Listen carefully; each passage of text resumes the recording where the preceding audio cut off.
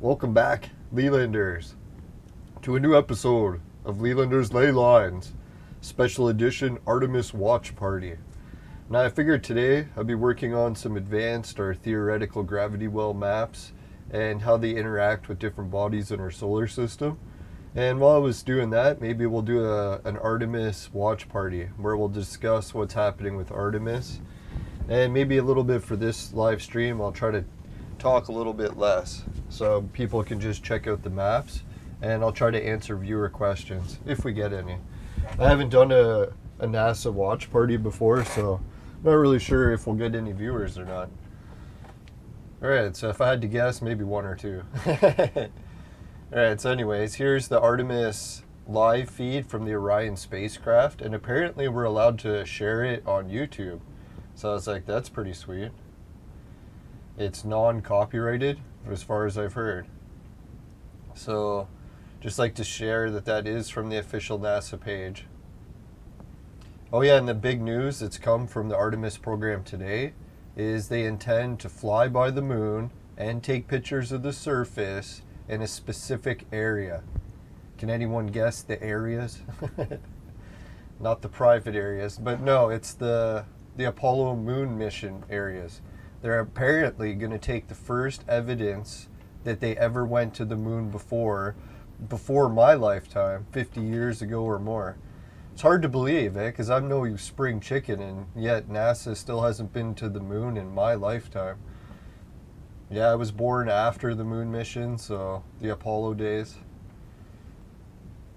Alright, so anyways, let's see. We'll minimize this. We'll come back and check it periodically. Oh yeah, we'll give a little view about what this camera is and what it shows. According to NASA here, this is a live, low-resolution video feed from the Orion spacecraft. And I had a bit of a heated debate with someone about what NASA could and couldn't do for data transmission. And it just so happens that yesterday, during the live feed, NASA did a press conference and they disclosed the reasons why they've had less bandwidth.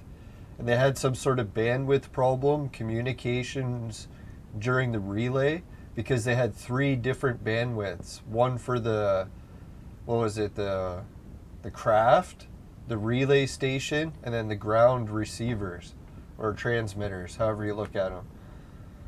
So yeah, apparently they had them set on different settings when they're all supposed to, all 3 of them on the same setting. So that's why it was screwing up some of the bandwidth. Yeah, because I was wondering, like, why don't they just do 4K bandwidth feeds, because they could just barely do it. And then people are like, no, they can't. And yeah, we went on about it. Now we got a little bit of the reason why they're going with low resolution, which I think is no problem. As long as it's live, that's my main concern. If they could do live 720 or live 1080, that's fine by me, compared to what we've had previously. Right, so after discussing that, we'll go back in the timeline just to show some of the actual parts when the camera isn't just shut off. I guess they don't relay the entire time, which would be nice if they did. I know there was a few people on the internet, they're going wild. They're saying, oh, they turned off the live feed, insinuating that there was like aliens flying by or something. But I doubt that's why they would turn off the live feeds, right? Can't say for sure. Alright, here we go. So they said what this is it's a camera on the spacecraft, and it looks back at itself.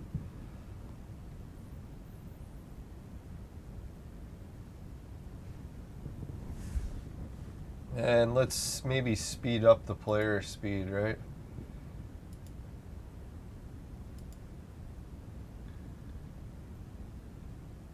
Can we speed it up again?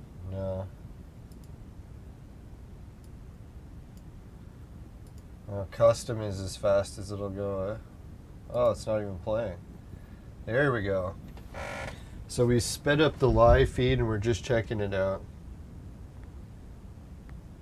Now, I know there's going to be different people that have a lot of different theories about NASA and all the different possible reasons why it's taken so long to go back to the moon. One of the obvious reasons why I think most people think it's true is there's just lack of interest and lack of funding. So who knows? One of my main theories is I think the reason they went back to or waited 50 years to go back is something bad happened that we didn't find out. And how bad is anyone's guess.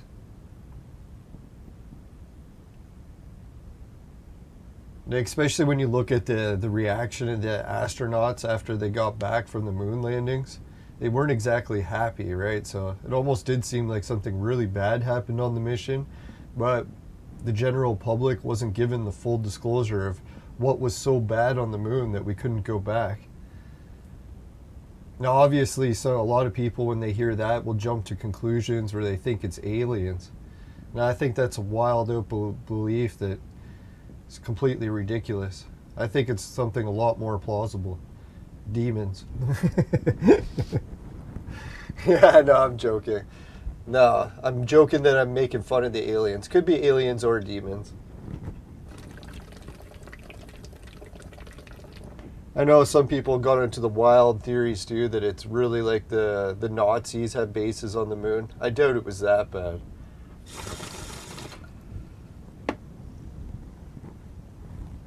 Wouldn't that be intense, eh, if the NASA landed there and like, oh shit, there's like huge German bases here?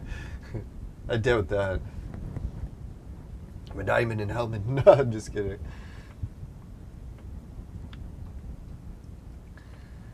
Yeah, so from what we see here, this is just more pictures of the craft itself as the camera is getting ready to take more pictures of the moon.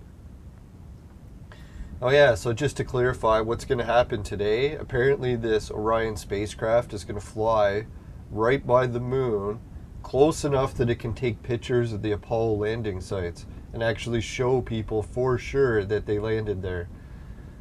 Now, I know a lot of people are going to put in the chat, oh, they already did take pictures and proved it all, but I'd say that's majority true, other than the fact that the pictures they released to prove it were basically like just 10 blurry pixels. You couldn't make it out what it was, if anything.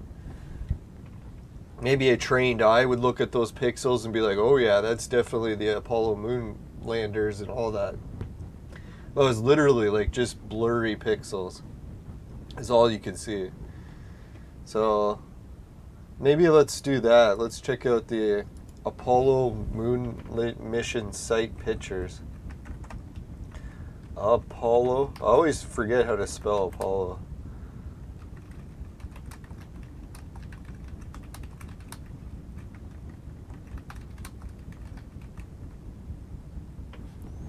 Alright, so yeah, we'll do this. So if you go into Google and you just type in like Apollo moon mission pictures, let's make them bigger. You can see it's basically just a bunch of blurry pixels. Could really be anything. Well, arguably, yeah, if you know exactly what to look for, you'd be like, oh, that's it for sure. But so I'm hoping that the pictures that they take today end up coming back looking better than this. I think that's a possibility. Let's hope. Now, some people are probably in the chat, if they were here, they'd be asking, well, what the hell? You're saying that you think there's demons on the moon and that's why they're not going back?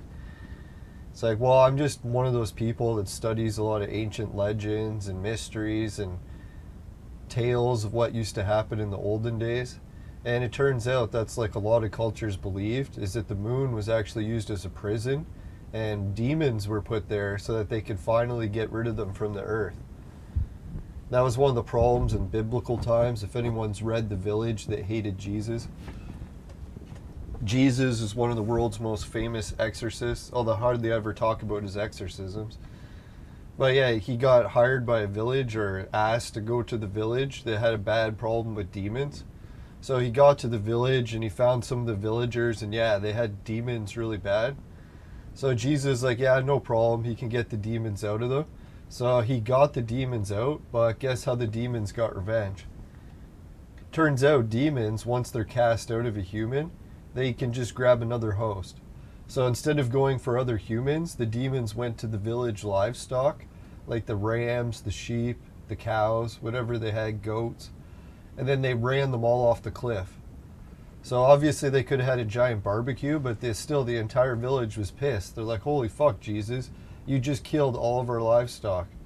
Now, like, the village is going to have no food after the barbecue's over. Yeah, so that was quite a piss off for them. So that was one of the olden day problems, is once you cast demons out, what do you do with them? So I don't know who it was or how it happened, but apparently some of the demons were banished all the way to the moon, and then they were trapped. So they couldn't get back to Earth unless they had a human host. So I'm pretty sure the original Apollo moon astronauts, they probably heard all about this before they went back, because they're like, hey, we're going to the moon. Maybe we should read some of the ancient documents to talk about what we might encounter. Because really they had nothing to go on at that point. Right, just goes to more blank screen, so we'll show all that part again. That was kind of neat. I liked watching it. The Orion spacecraft actually has a lot of symbology to these demonic stories as well. It's an interesting choice that they picked Orion. Orion is also the constellation known for sacrifice rituals. So I'd be like, if I was going to be flying in an astronaut's mission, I'd be like, maybe I should skip the Orion capsule.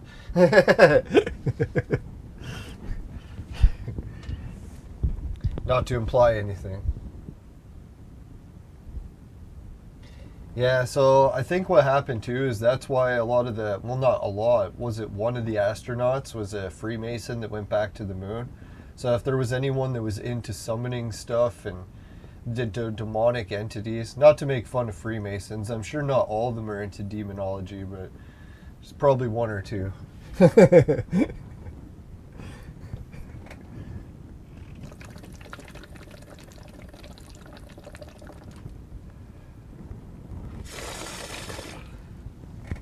Yeah, so that's what I'm wondering, is once the Apollo astronauts went back to the moon and they brought back some of the demons, why didn't the demons wreak havoc on the Earth as soon as they got back?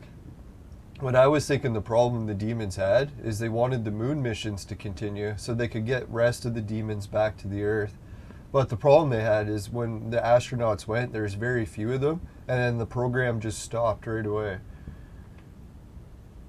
So that's obviously the explanation of why I think that NASA stopped going back to the moon for 50 years, is they ran into the demon problem. Now, I'm not to say that every astronaut that came back from Apollo got demonically possessed. I'm not sure exactly how possession works, but if I had to guess, it was probably out of the 4 astronauts that are still alive, at least one of them is demonically possessed. Just at my opinion, guess. What do I base that on is I've actually stood next to Buzz Aldrin at a convention. So when I stood next to him, I felt his energy, and oh yeah, it was the strongest demonic energy I've ever felt. Not even close. Well, the next closest was Mike Tyson. But arguably, he's possessed by the god of war, so that'd be a pretty strong demon too. And I think it was ironic too that it was at the same convention that I met both of those demons, or sensed their powers. Buzz Aldrin's and Mike Tyson's. You know, if anyone's wondering how do you sense powers of demons, it's not easy. I never realized that I could before. And I don't think anyone realizes until they've actually met a strong demon and experiences it. Usually what it is that you ever seen cats when they get spooked and their tails just go poof? Well, that's what happens, is you get that spook feeling, and all of a sudden all the hair on your body, whatever little hair you have left, stands on end. Sort of like getting spooked. So if anyone's wondering if they feel that sensation around someone, well then you might be able to sense demons too. Not that I'm an expert on demons. No, if anything, I'm just a noob. I've only learned very little. If anything.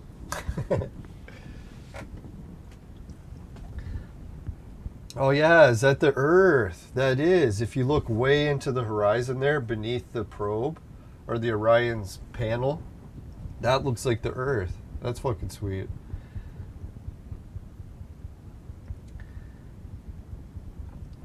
So eventually I'll skip ahead to see where we are at for the Artemis live camera. Can you imagine we get to watch the actual freaking, what is it? We'll just refresh it, because that should be the most live. Yeah, it's still blank screen. But apparently there's a good flyby today where they're going to get those Apollo pictures. So it's like, shit, man, we get Apollo pictures? That's going to be fucking sweet.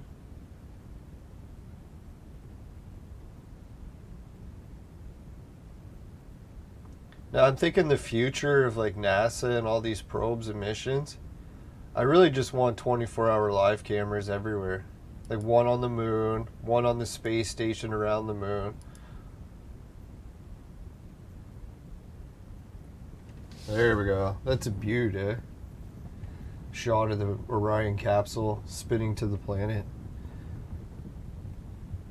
Now, if any of the viewers got questions or comments about my opinions about NASA and the moon mission, just let me know. I can also look up the legitimate facts in case anyone's worried or are curious about what kind of technical data the probes have. I actually found an entire article that talks just about the internet speeds and how they have different methods. Fuck, I was just watching some other videos about the future of like SpaceX and the new contracts for the ships that are going to take astronauts to the moon. I was like, oh my god, the one ship, it can carry a fucking 100 astronauts. I was like, Jesus, 100? What was the previous one? 4? Maybe less.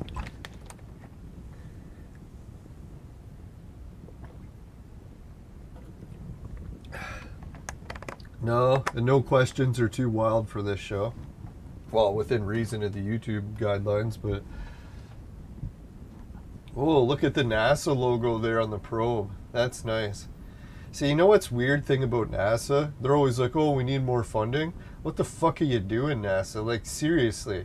They have their logo there, and this is broadcast live to everyone watching the world. Why the fuck didn't they put ad space next to it? Like, maybe Nike or Apple or Amazon, wouldn't they want their logo next to that? Like, fuck, man, you know how much you could have made? That'd be worth more than the NBA fucking contract with TSN or whatever. Or TNT. Like, God, man, that was such potential for ad revenue. Especially these panels. They could have put ads on them. Or they could have even made them LED panels so that they could have ads running while people are watching the picture of the moon. Or the Earth. Fuck, that looks so much like the moon, I keep forgetting. I know some people debate, oh, we shouldn't see advertising ruining space exploration. Well, what happens if they could fucking like triple the budget, right? Like, Jesus. God. Like, I don't know, the potential for this program, and they're getting some good stuff done. You got to give them that. At least it's not as pathetic as it was for the last 50 years. Now they're actually doing shit again. Finally. Dear God.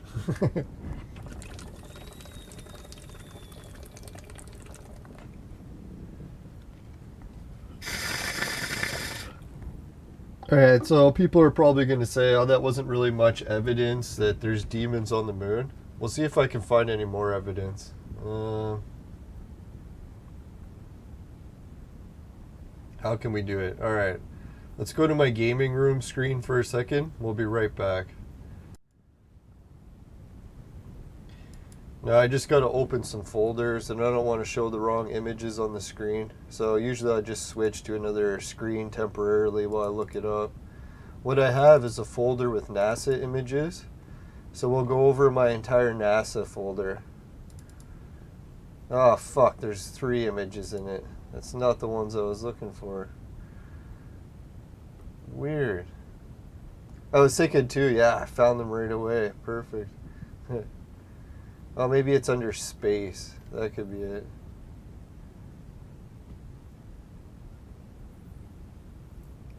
No. Oh, wow. That's a shame, eh? Here, I had a whole show lined up worth of files, and I lost the folder. Man, I'm really good at that. Oh, well. Let's put the probe back on the screen. What a fucking piss off, man. I can't believe I can't find any of the files. I only have one folder that I keep them in, so it has to be in it or it's not here. I thought it was called NASA. I found the folder called NASA, but it's just empty. Weird. Well, it's not really weird. I lose folders all the time. Memory is definitely not the greatest. Oh, well, that's really a shame. The only thing I can think of, maybe it's on my old computer, but God, I could have swore I got it ready for the show.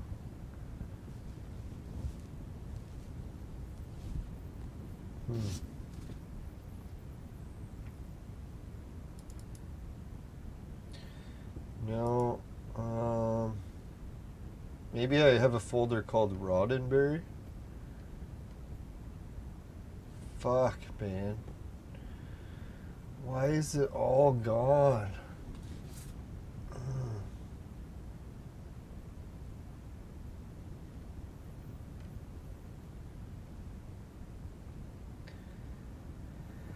Alright, well, I think there is one way I can get these pictures back. I'll just have to go onto Facebook, and hopefully while I'm on Facebook I can find everything. Should have backups there. What a fucking piss off, man. All my folder, my entire folder for the show gone. It's all good. Who knows? Maybe when I do it this way, I'll find pictures that are even better than the ones I was thinking. Never can get too down the dumps, right? Yeah, even if the probe crashed on Artemis or something, at least they'd learn a lot and they'd be like, all right, at least it crashed without astronauts in it. All right, so we'll go with NASA. No. Gene.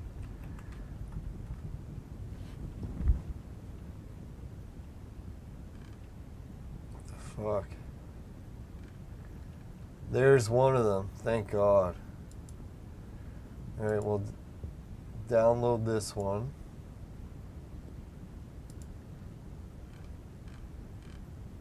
Oh, another good one. Finally. Yeah, I guess the good part about this is every image I'm finding has a little bit of a write-up next to it, so I'll be able to read the write-ups too.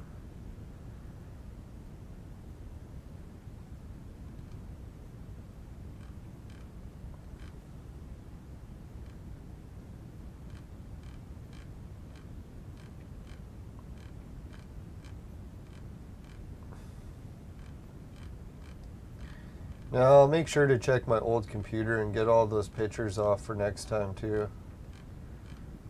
I had a feeling that I was still missing some pictures from my computer, so yeah, those must be the ones that I was missing.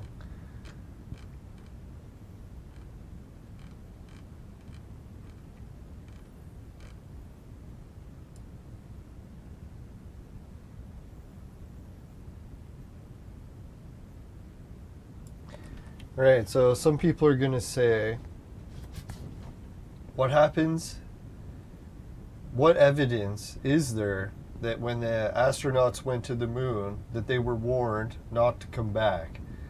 So we could look at science fiction as an example of writers. When they write stories and plots, what do they base what happens if that ever occurs?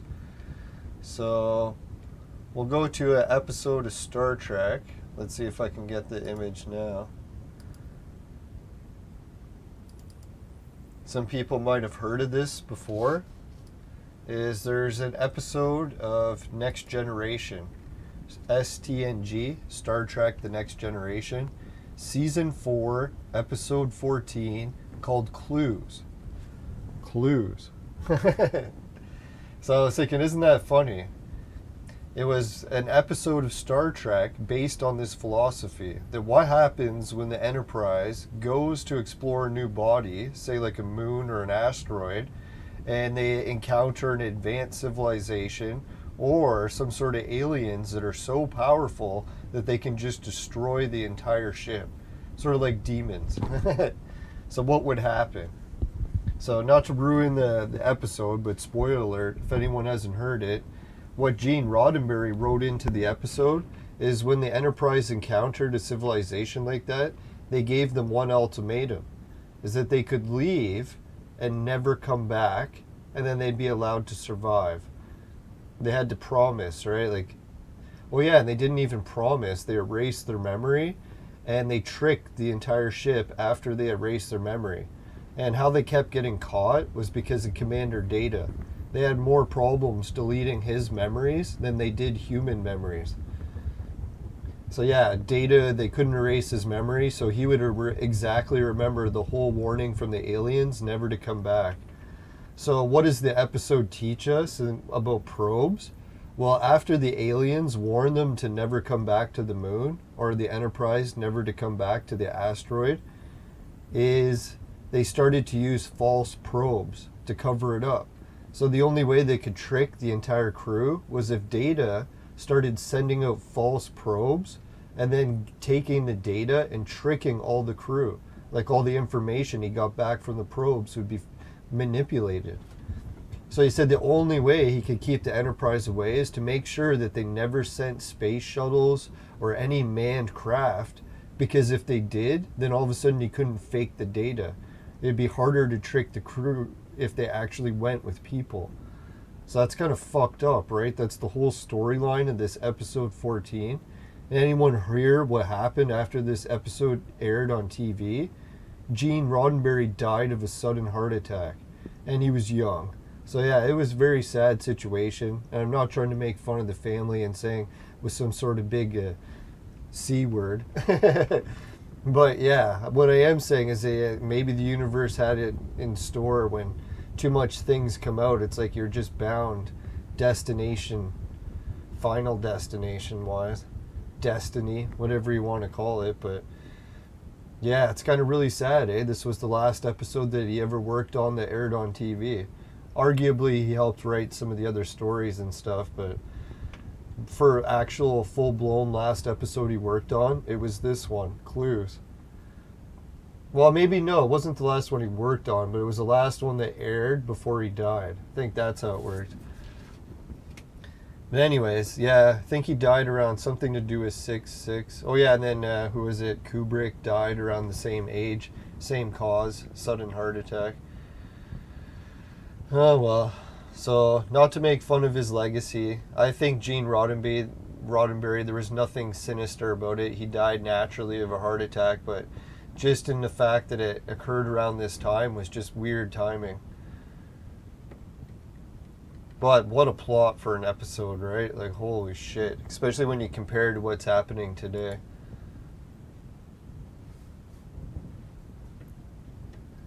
Alright, we'll check, make sure we don't have any more questions from the viewers.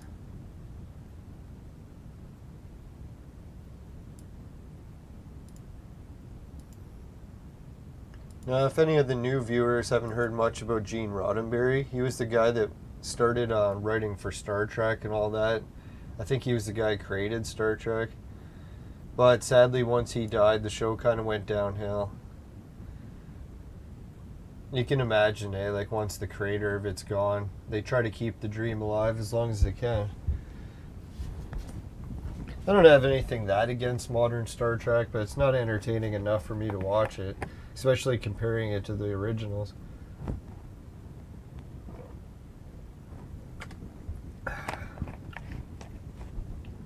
The last Star Trek I really liked was Voyager, then after that, it kind of tanked. Voyager was already kind of going on the sketchy side, but at least I still liked every episode.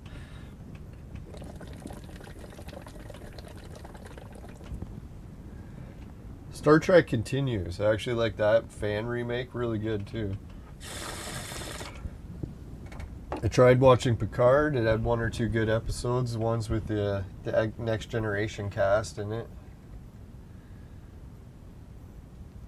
Alright, enough of the science. Oh yeah, let's drop the science fiction. Let's go more into the evidence about something fishy with NASA. So not to say that there is something fishy going on with NASA, but just to cover the idea that there could be, or some people suggest what it is. So let's cover at least what these people are talking about. So when it comes to the moon missions, early on, you probably may have never heard about it, is there was a horrible catastrophe where the capsule for the moon test vehicles for Apollo, it killed an entire crew of astronauts just on the test floor. So some people are saying that the conspiracy is that the guy that hung this lemon for this picture on the NASA space capsule, the one he was going to burn in, he was, what was it, Gus Grissom? And he warned everyone, saying that there was some problems of fishy stuff going on with the program. So he actually hung a lemon on it, saying there was weird shit going on. And then right after he hung this lemon, him and his entire crew took a picture where they were all praying. And then after that picture was taken, they got put in this capsule. NASA filled it with pure oxygen and lit a spark. So they were all burned alive. Yeah, so they called it NASA's only whistleblower in history, and how he died was, yeah, burned alive with his entire crew after hanging a lemon on it. So no one can really say for sure what he meant by the something fishy going on. Maybe he was just exaggerating and it wasn't as bad as it looked, hanging a lemon. Oh, and there's a tragic story if you read on the NASA archives too. Gus Grissom's wife actually wrote about the encounter. She said that she saw him pick the lemon and gave him a hug and kiss goodbye, and realized already at that moment that that was the last time she would see him alive. Something like that. I was like, holy shit. Then he died in the fire capsule. Or maybe it happened after, but in some order. It's a terrible story. So, oh yeah, and then what happened after with the investigation? Obviously they investigated to how the NASA thought that it was safe to fill the entire capsule with pure oxygen and then light a spark. And then they tried to explain it away by saying that it was early on and they didn't realize that oxygen was flammable or something like that. Or that they thought the chances of a spark would be low. Fuck, right? So luckily no capsule has burned an entire crew alive again. We'll have to keep an eye out on that one for Orion. Hopefully the oxygen level doesn't get too pure. I'm sure they keep it at normal atmosphere levels these days. Alright, so we'll cover a little bit more. What happened to the investigation after the fire in the capsule? Does anyone know? I'll give the viewers a minute while I take a quick vape. We'll let the suspense hang. I'll give you a hint. There was an investigation, but can you guess what happened in the investigation?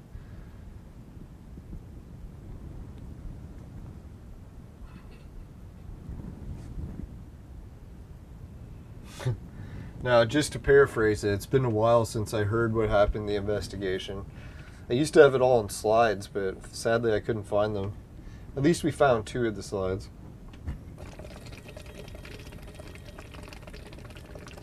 Yeah, and big shout out to the NASA archive. I think that's where most of these come from.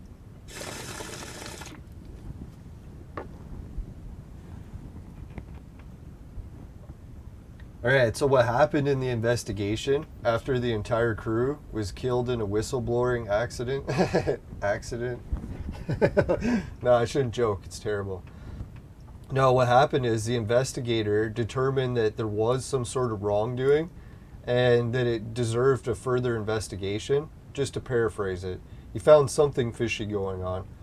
So after he determined something was fishy going on, he went to go home, like during the days of the trial, and him and his entire family were killed in a freak train accident. And then that was the end of the investigation. Isn't that fucked up?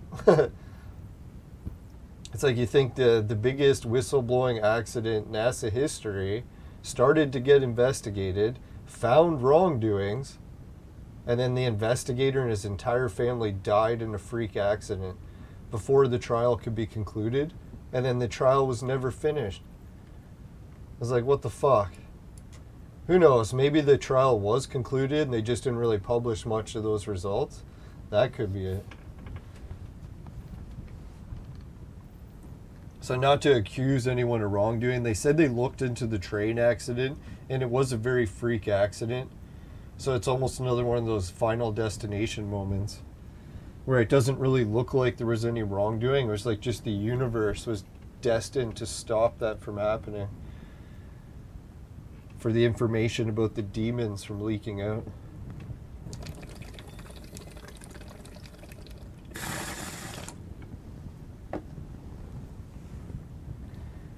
Alright, so obviously we won't go too Star Trek specific with all the different ideas of what demons in space could possibly mean for the future Orion missiles and Artemis program.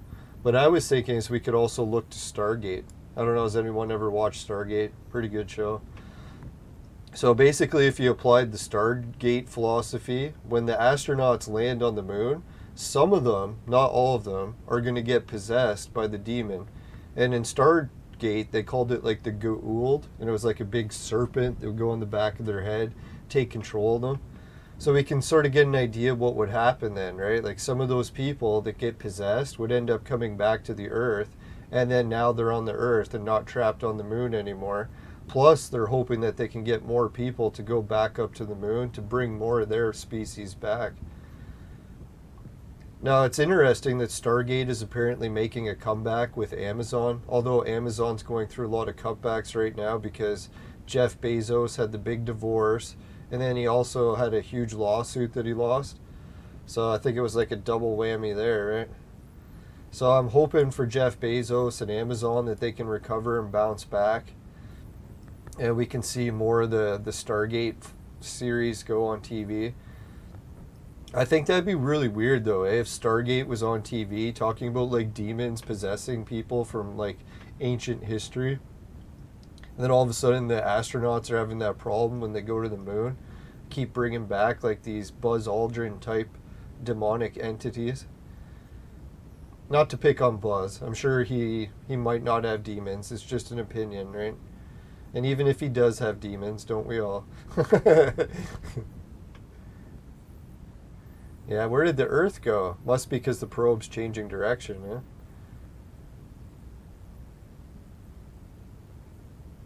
Yeah, I'm going to stop moving this image around. It's making me nauseous.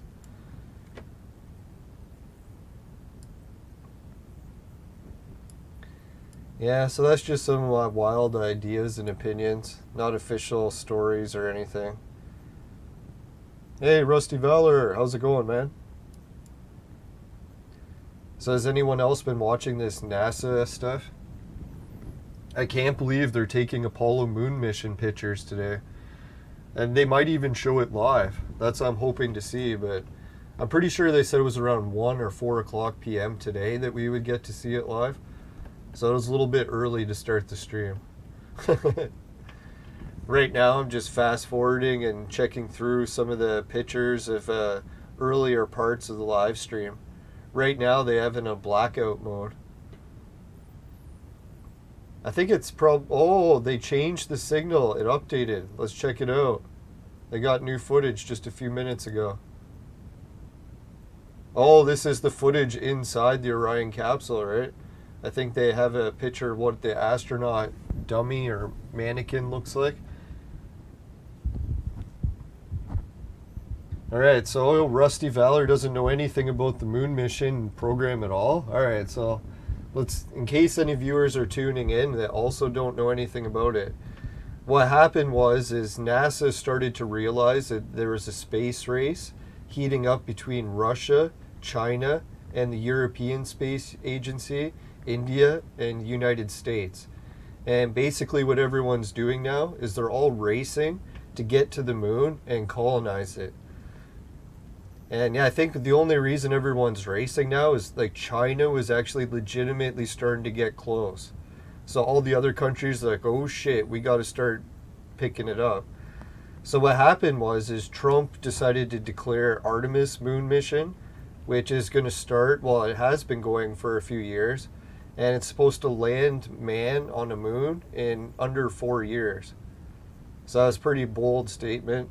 This is the first half of the mission where they're just sending the exact same mission, but with just a dummy. And if the dummy survives, like doesn't explode on the way back, then they're going to try sending people next time. And then, oh yeah, the other part of the mission is they're also building a space station around the moon so that the probe can just fly people to the space station around the moon. And then the moon will have a capsule that can take people up and down. So they won't have to like just land every time on the moon from Earth. They can just dock with the station. And then the station will have a ship that's like personally designed. And Elon Musk won almost all the bids. So fucking Elon's going to be building like the entire space station and all the, or maybe not the space station, but at least the ship that carries them up and down from the station. Oh, there's another picture of the astronaut. It's just the dummy though, right? So this is how cramped it would look. And you know what's crazy? The new ship that Elon's designed to take people back and forth to the moon, guess how many people it can hold? Like sitting in it. Anyone want to guess how many people? I'll take a quick hoot while people guess.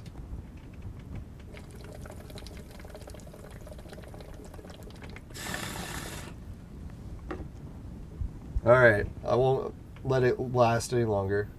It can take 100 people. So I was like, holy shit, look how cramped this one is. It can barely take 4 people, right? Next one, 100 people. I don't think they'll actually put 100 people in it. It wouldn't be crazy if they did.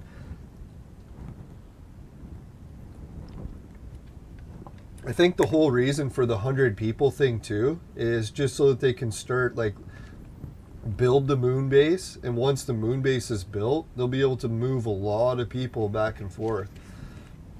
We're talking like this moon base probably won't even be a small base. It'll be able to fit like thousands of people. Wouldn't that be fucked up? And then once all these people are living on the moon, we could start the mining operations. And China definitely wants to be the one to win this and take all the minerals. Russia's teamed up with China. So right now it's NASA, the European Space Agency, possibly India. I think India might have gone solo. Yeah, so everyone's racing to try to colonize the moon. It's pretty wild, that we already got the test vehicle that's doing laps around the moon right now to prove that they can do it. It's got the sensors in it to test for radiation to make sure the astronauts won't get cooked alive. Again. Shouldn't joke. That's terrible. Isn't that wild? We could have watched that live if I was paying attention.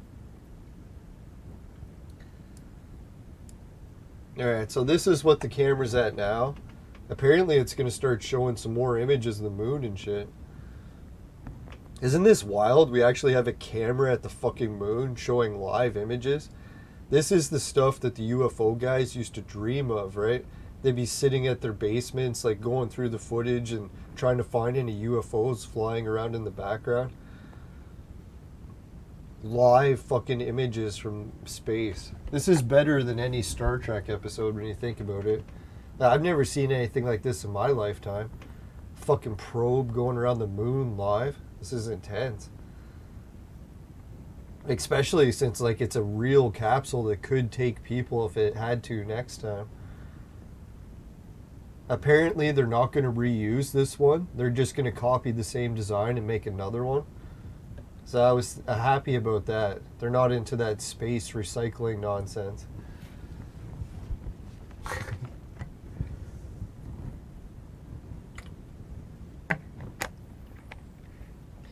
Yeah, that was the thing. Some people tried to prove that the space mission... Oh, OBS disconnected, reconnected. We're back. No, it's because NASA put mirrors so you could bounce lasers off the moon. And I was thinking that's really good proof.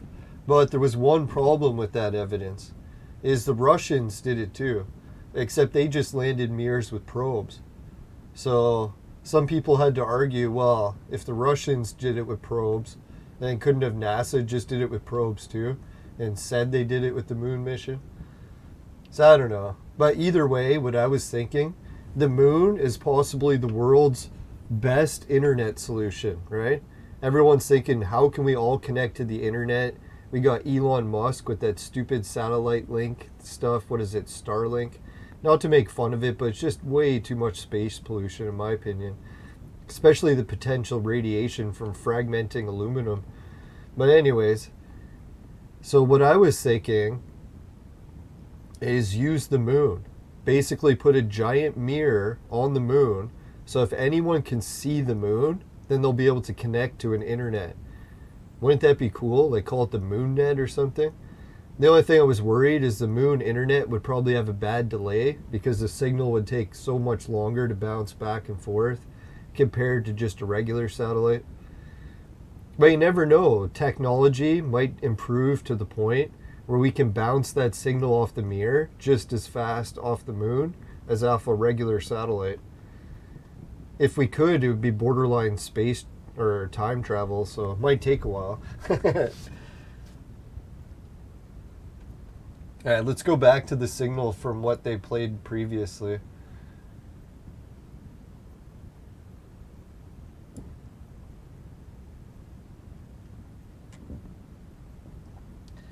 Yeah, I can't believe how dark it is in there. Why didn't they put an LED light inside or something, right? Or, oh, I know, maybe they left it dark so that you could see out the window better? Is that why?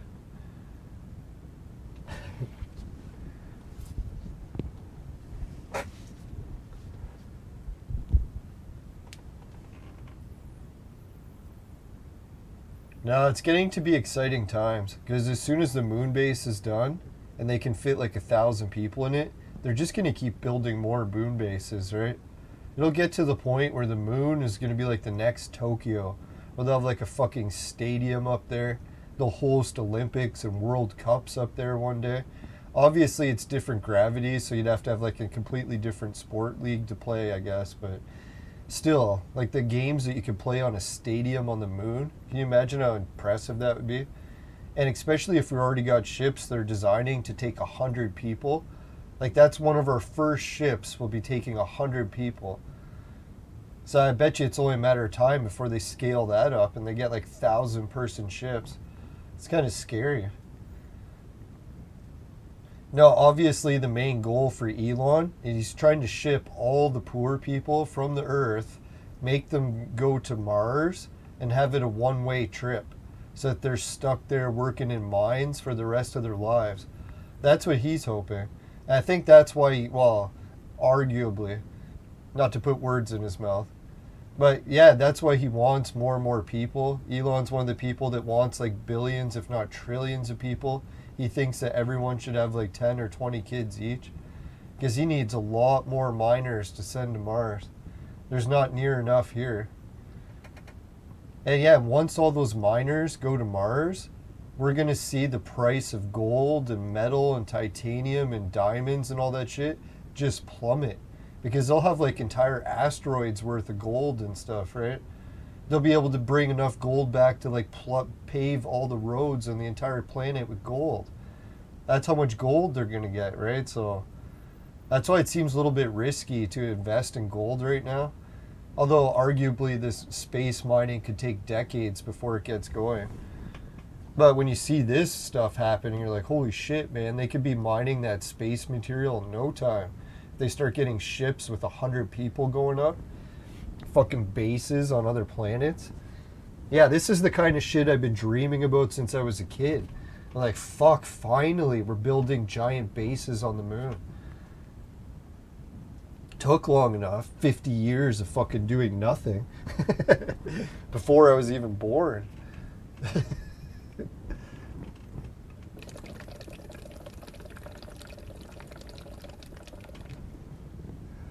So yeah, so there's where the signal cuts out.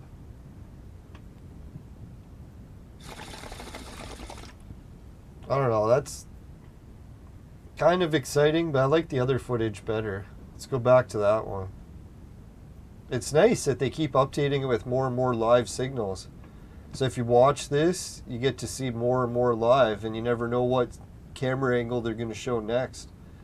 It is kind of exciting that way. I wish they had it set up like CNN, where it's like constant hosts in the corner, and they just keep talking about all the data what scenes are going to be coming up next. What are the ones we just looked at? Oh, is that one the moon up above it, eh? That does look like the moon. That's a nice one.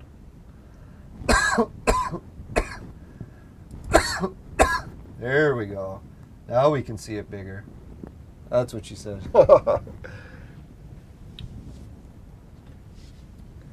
Yeah, that's the proof to see it on TV, the Big Bang. Who knows?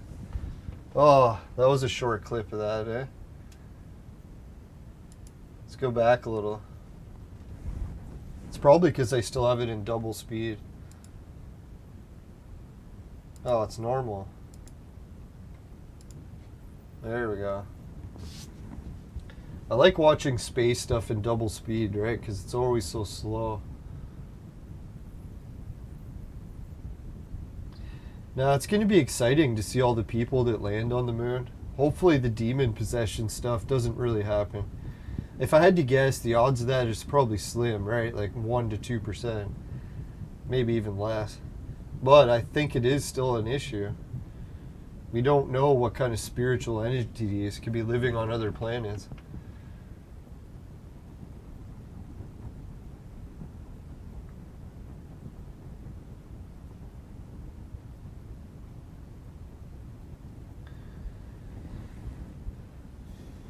Alright, well, speaking of other planets, after this one finishes, we'll go and check out some video, or not video, live Google Earth images of other bodies.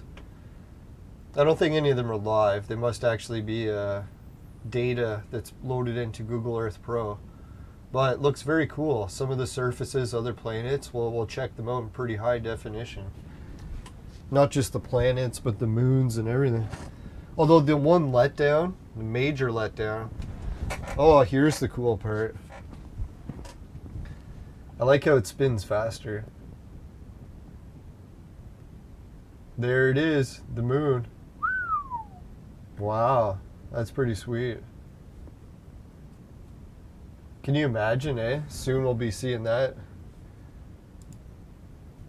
I'm worried to put it on full screen.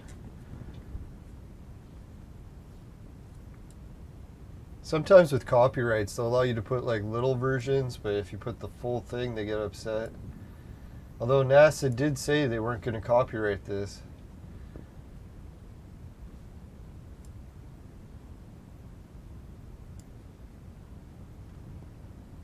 I thought that was the Earth and the moon. That'd be weird, eh? If you could see both of them in the picture. I don't think you can. That isn't the Earth, is it?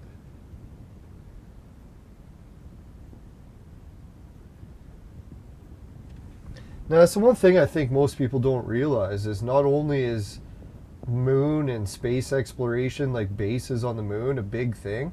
It's like, what happens if we build a base on the moon that can fit like 5 billion people? And then all of a sudden everyone can just move to the moon if they want. Is that going to be fucked up, right? Or Earth's population's like, holy shit, we're not like overflowing with people anymore. We have like these giant colonies with like billions of people on other planets and other moons. Now, one example they brought up that makes a lot of sense is we're going to have to develop some sort of better radiation technology, because they're starting to realize whatever bases you go to live on, they're going to have some serious protection or you'll get cancer right away. Arguably. I don't know if that's really true, eh? That would space radiation cause cancer? Didn't the astronauts live a really long time? Even 4 of them are still alive. The Apollo astronauts, that is. Wow, is that ever sick?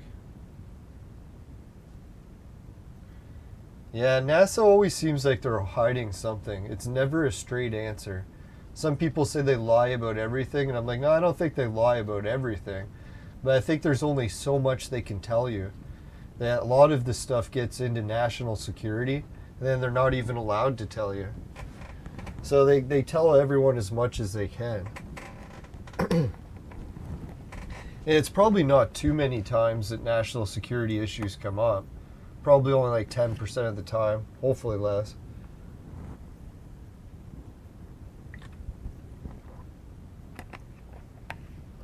Yeah, I think the main reason that Trump decided to kick this moon mission in was the China factor. As soon as he realized that China was going to beat the US and colonize the moon, that would make NASA the laughing stock, right? Because holy shit, they spent so much of their budget and didn't really accomplish anything except covering the entire parking lot at JPL with sports cars, Corvettes, and Lamborghinis.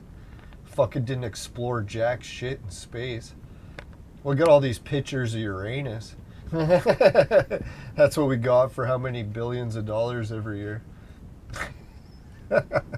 Not to make fun of NASA. I'm sure they did some good stuff. Not a big fan of the James Webb telescope. I think Hubble's better. I think Hubble, they could have just used the money for that and then put all the other money towards Artemis, get it going faster. I think James Webb telescope, big waste of time and money. Really, the last 50 years of NASA has been wasting time and money. And we'll have to just figure out why that reason was. Did they waste all that time and money because they were just bored? They're incompetent? They had no ambition or goals? Maybe they thought looking at Uranus really was worth all that money? Billions of dollars year after year for 50 years? Or there was something reason why they couldn't go back to the moon. Why they had to stop astronauts from exploring beyond Earth orbit. Like space station after space station that did nothing. They're even talking about how to destroy the current space stations. So it's like the ones we spent all that time, money building, decades and decades, they're just going to burn them. I was like, holy fuck, man, we really should have built a base on the moon instead, right? And we probably wouldn't have burned it.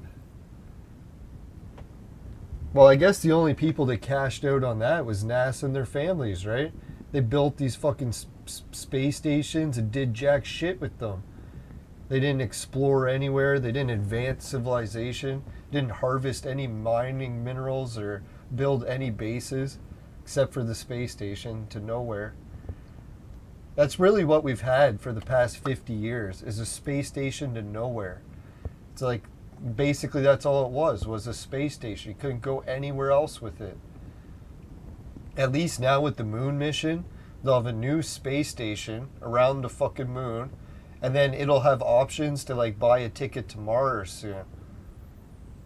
You know when you're traveling somewhere and you get to a bus station, say in Toronto, Union Station, you got options from there. Like you could go to Montreal, you could go to North Bay, you could go to Sudbury. So once you go to a big fucking station, you get all these new options. So that's what this moon station's going to be like. Once you go to this moon station, you're going to be like, hey, you can get a ride from there to Mars. You can get a ride to the surface of the moon. You can get a ride back to Earth.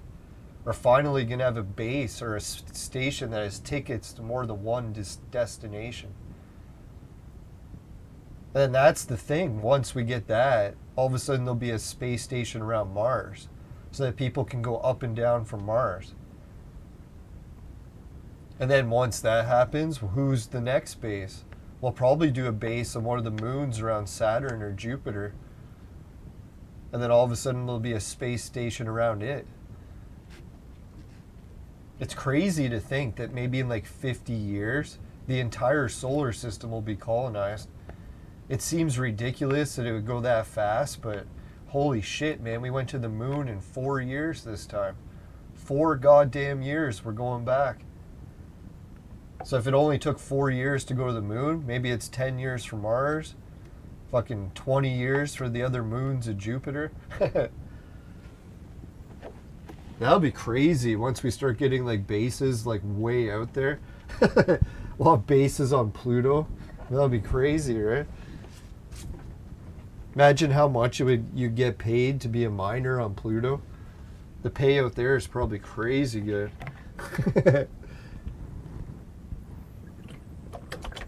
I think the nice part for civilization is we'll be able to be colonizers again. Not that being a colonizer is a good or a bad thing, but no, like literally, if we can just go and start colonizing the moon, colonizing Mars, It's what our civilization craves. We always need more space and resources. If we can't do it, we just go stagnant. Not to make fun of anyone who doesn't colonize. Oh, that was terrible jokes. Sorry. Now, space colonizing, man, we get all the gold from that, we're set. Especially if we get enough gold, we can just build radiation shields. I think that's the best radiation shield you can do, is build a giant glass dome and have a layer of transparent gold. Just like the visors on the astronaut spacesuits.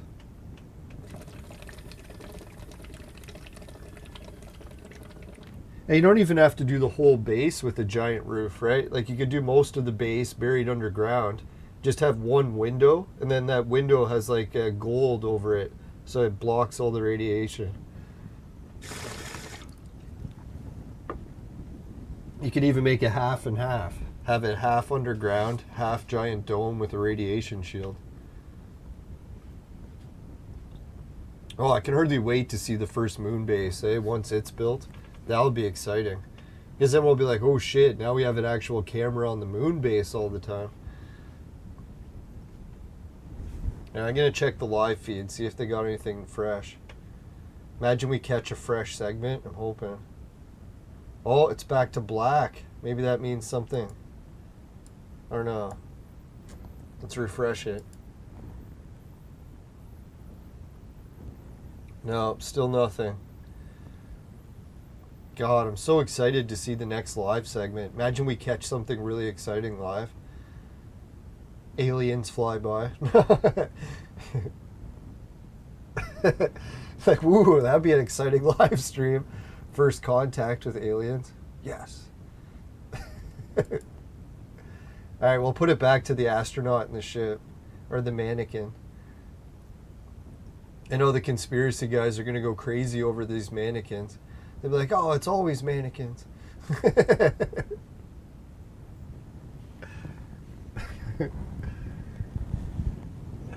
Soon it'll be womankins. Or multi-genderkins.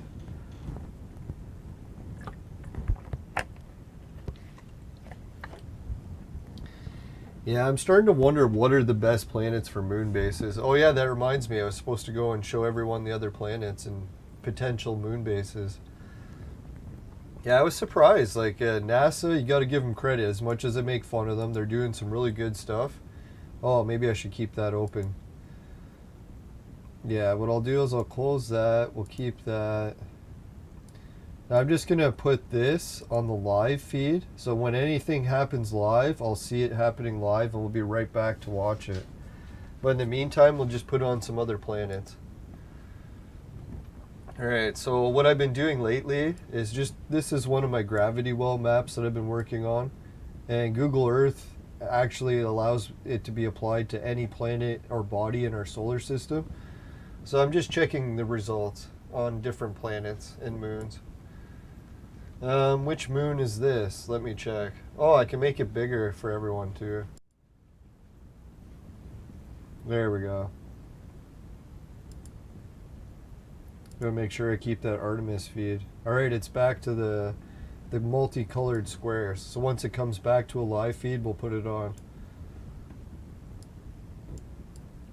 Alright, so this planet, I was just going to look and check and see if there's any certain features that I should show that it's aligning to the gravity wells quite uniquely. I was thinking normally for evidence I like to show giant spheres of different color around where the orb points are. And I do have a way to turn on the orb points. Let's see if I got it up here. So I can turn on all the orb points and check to see if any of them line up. Well, that's a lot of orb points, so we'll just look without it off. So I could say some of these you can sort of see a little bit of circles, or maybe it's just my imagination. That one looks pretty defined. That one's reasonable. That one's pretty good. What I'm really looking for on these other planets lately too, there's another defined one, is where you see the cube. I want to see evidence of cube patterns. If anyone wants to know why I want to see the cubes so bad, well, I was thinking some of these planets, they don't have the entire planet imaged, or moon.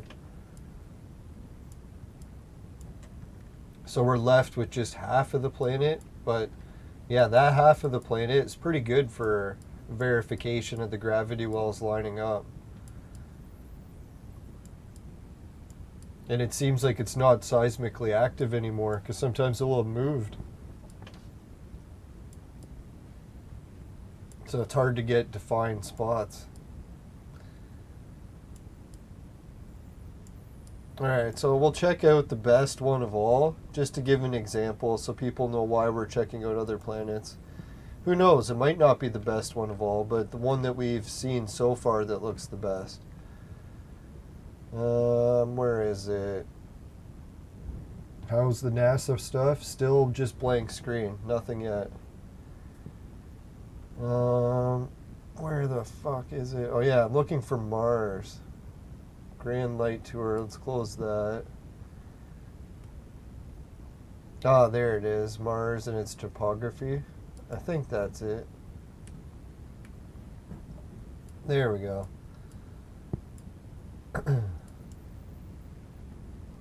So for Mars and its field, this was the closest that I got it to line up.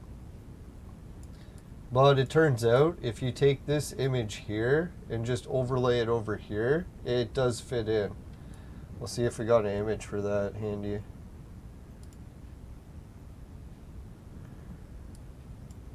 No, still nothing from the NASA feed.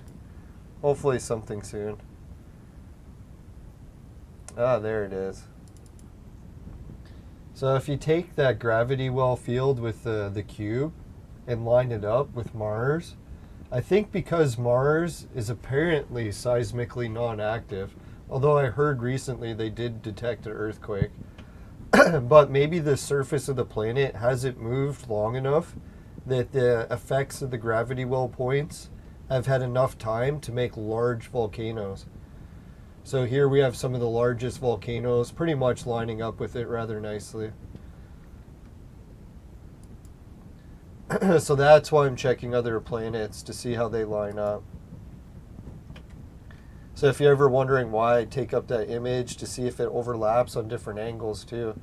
Sometimes the planet could have changed its tilt at some point. I'm not sure why that happens, but wandering poles maybe.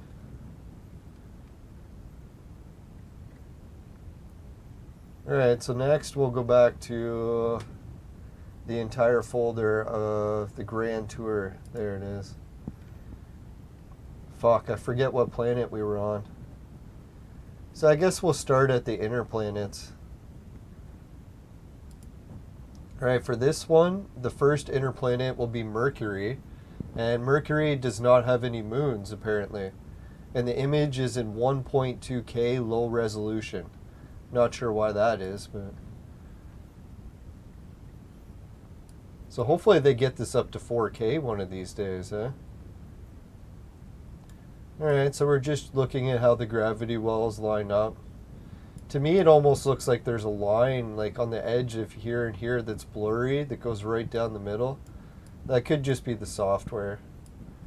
I doubt the surface is really blurry like that.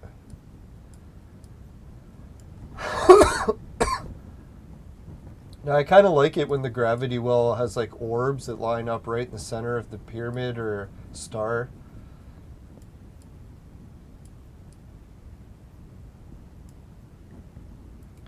It's going to be hard to find ones as good as Mars, though, because I think Mars has the biggest volcano in the entire solar system, doesn't it?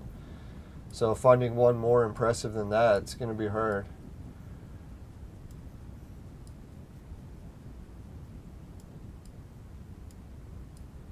Alright, so Mercury is kind of neat.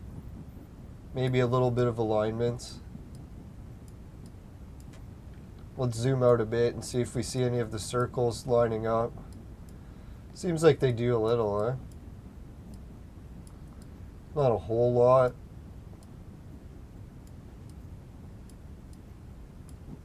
The easiest one for it too is the North and South Pole.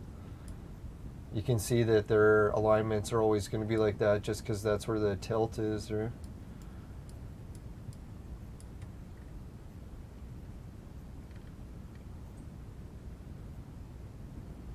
Alright, we'll check the NASA feed, see how it's doing.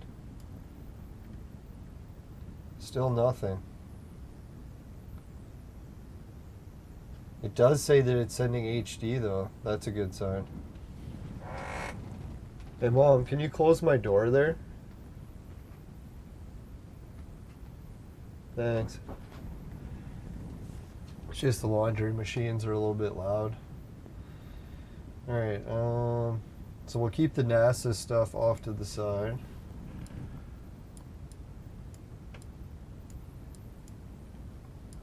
Alright, so that's Mercury.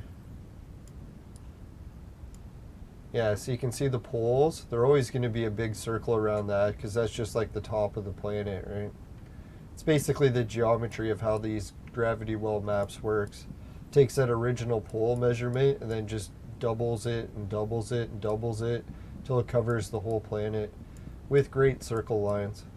It's the lines that map makers used to use in the old days before they started to use the standard maps that we use today. They used to call them great circle maps or portalon charts. I call them gravity well fields.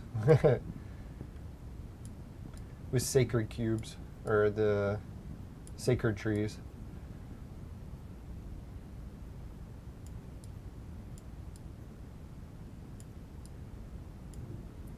Alright, so that was Mercury. Let's check on NASA. Still on blank. Let's try Venus next. Ooh, oh yeah, I always forget. Venus is one of my favorites. Venus is one of those badasses that has like really strong evidence for formations on the surface.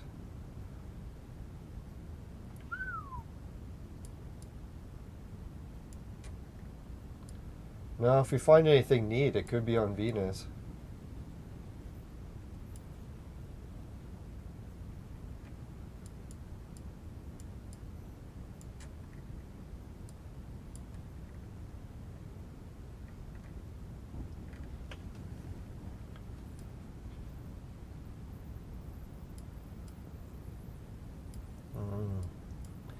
I don't know, for me, this part of Venus is the coolest, right?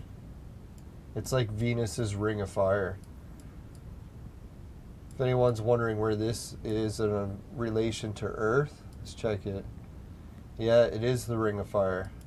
That's what I thought, eh? You can even make out the outline. See how the ring of fire starts up there, goes around. I know planetary scientists and all that jazz, they're not allowed to talk about how everything looks so similar, but if you start flashing one to the other, you can actually start to see how similar the planets really are, right?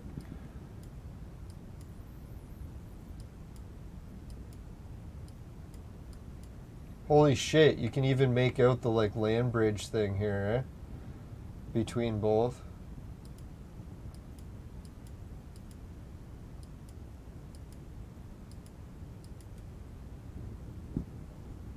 So when they say Venus is Earth's sister or twin, they're not kidding, right? Like, holy shit. So this would basically be the Japan and China coast of Asia. You can almost see where it would make out, right? The landmass where the bridge across.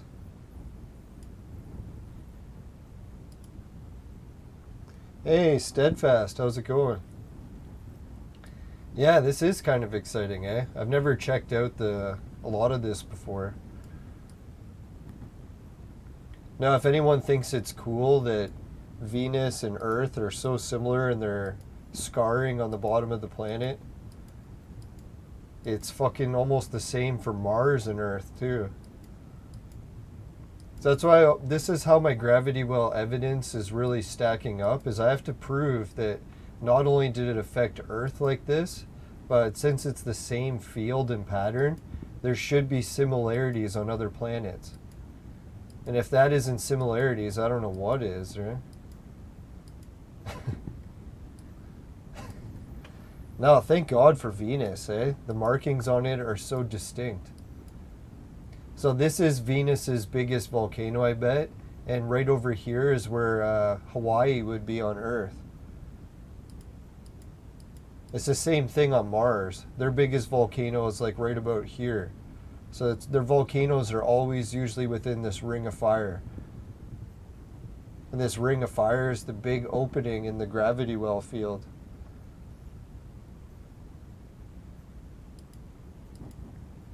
How messed up. Yeah, like even this, like this architecture there on the surface of the ocean.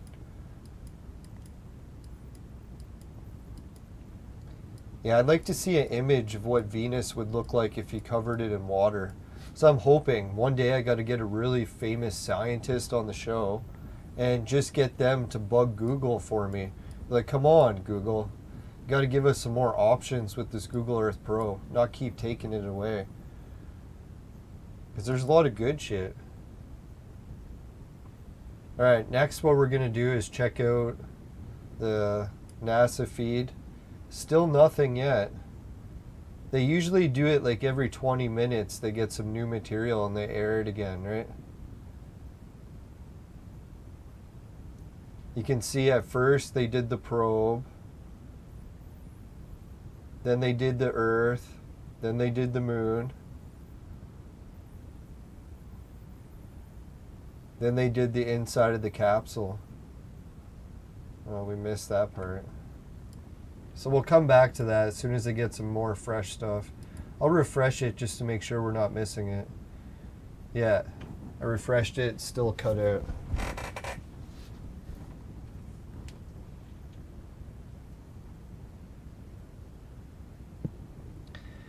Yeah, that's what they say about maps being wrong. I think maps being wrong was like certain degree of paper maps, but when it comes to Google Earth Pro maps, I don't think they get their scale off because they're usually using satellite measurements, right? I know people talked about how Russia is supposed to be way bigger, and I think, yeah, it is significantly bigger on a globe.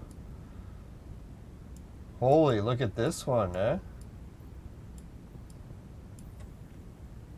Wouldn't it be funny if there was like some giant pentagram that showed up on the surface? That's not exactly what that looks like, but interesting. Almost took the shape. Let's try it without yellow just to see how it looks.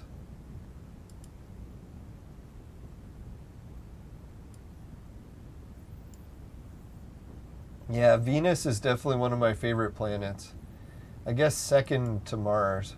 Mars is cool too, but Venus has some of the coolest markings on the surface.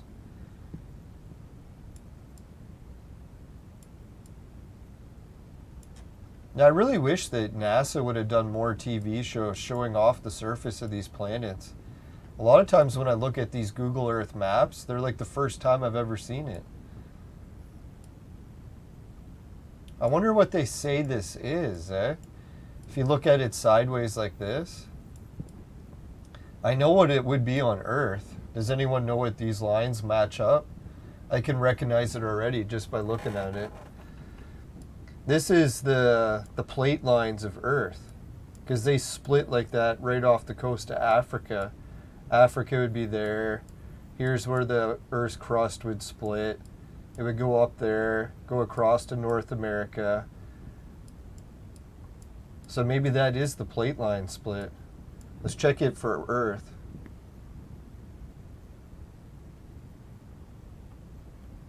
Now I look a lot at different planets on the map, so it's pretty close. Let's show the actual plate lines so we can compare it. Plate boundaries, they're there.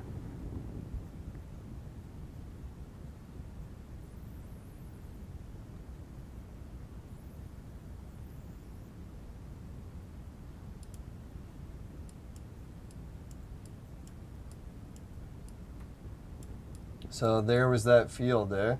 See how it splits there, goes and wanders off all the way up. that same crack and split. Let's take off the tree. There we go. So the big V going off and running up into there. See if we can find that on Venus.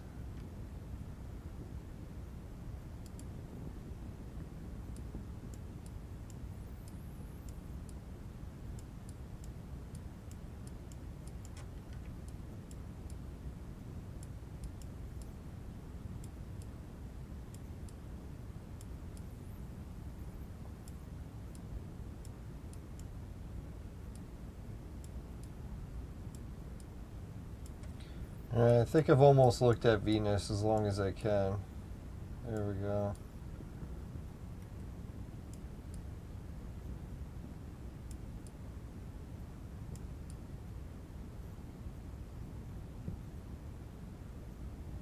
Yeah, I guess it looks kind of similar. I need the yellow lines to find it.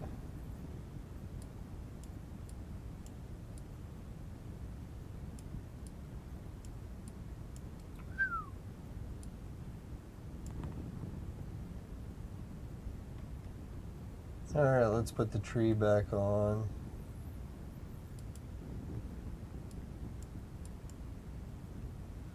Alright, so that was looking at Venus. I think Venus is kind of neat looking, yeah? If you look at the different orb points.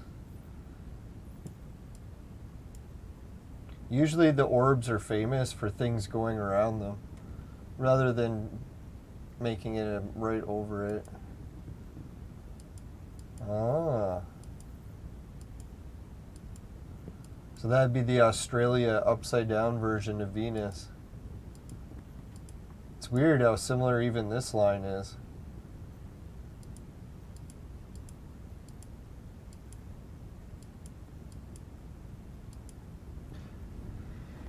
Alright, the NASA stream, how are they looking? Oh, they're still frozen. Did we miss anything? I'll look and check. No, still just been recordings.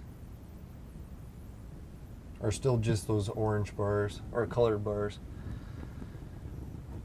Right, so we did Mercury, we did Venus. Now we're going on to the outer planets. It says for outer planets, first we have Jupiter. And then on Jupiter we have its moons. And the moons we have to pick from are Io, Europa, Ganymede, Callisto. And then that's it for moons for Jupiter. Which is kind of weird. Doesn't Jupiter have way more moons than that?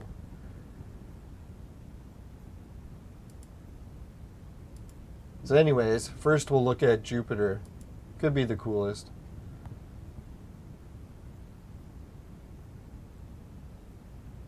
Oh yeah, because we did already look at Mars.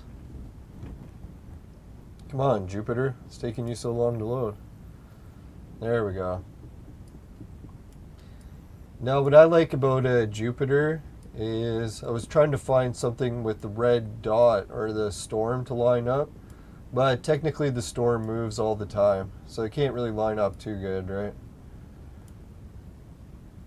Almost lined up in the center, if it was slightly over. Now, some of the coolest things to look at, I noticed on a gravity well map for Jupiter, is the poles.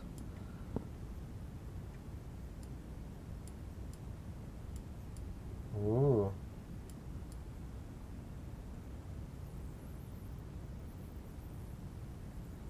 Yeah, I love the cloud formations on Jupiter.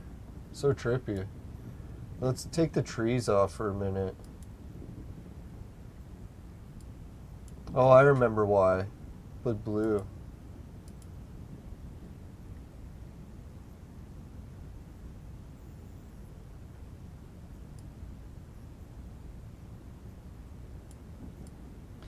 Yeah, so you can see each stripe or the center of the clouds is usually the center point.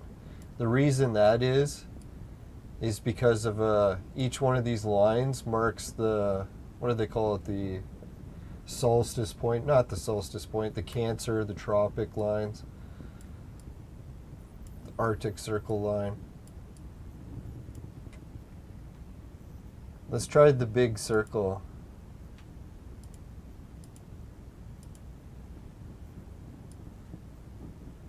See, the Arctic circle line pretty much draws the edge of the clouds.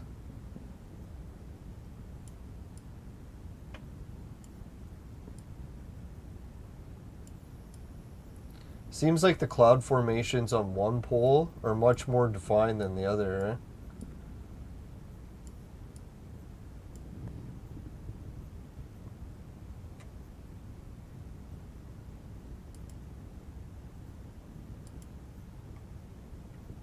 Alright, let's go back to the Grand Tour. Still no news from the NASA. The universe hums with a frequency that forms crevices that look like man-made. Boyd's crevice at the terrace, yeah. Ganymede is where BH is alive and well. Yeah, I noticed that too. A lot of times nature is so good at creating things that it looks man-made. Just from the symmetrical patterns that you find in nature. Yeah, like look how almost every cloud formation line lines up with the center of where the center line is. Yeah? Who knows? Maybe these really are gravity wells. Or just geometry. Right, so that was the exciting one, Jupiter. We looked at Venus, we looked at Mercury, we looked at Jupiter. Now we'll go to Jupiter's moons, Io. Oh yeah, and I gotta take off the plate lines, I forgot that. We don't need those on there. And we'll take off the blue lines because they're a little excessive.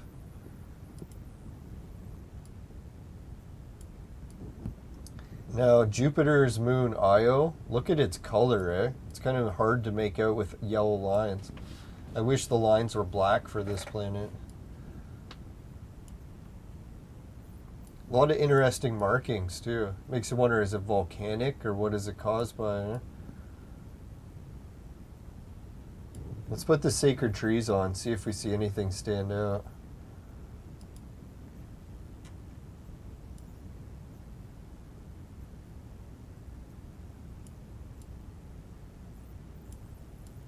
Oh, looks like they don't have high resolution for the entire planet yet.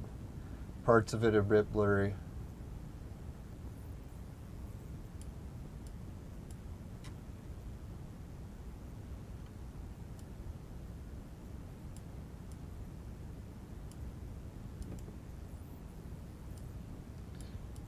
Alright, so what planet or moon was this again? Io, that's it.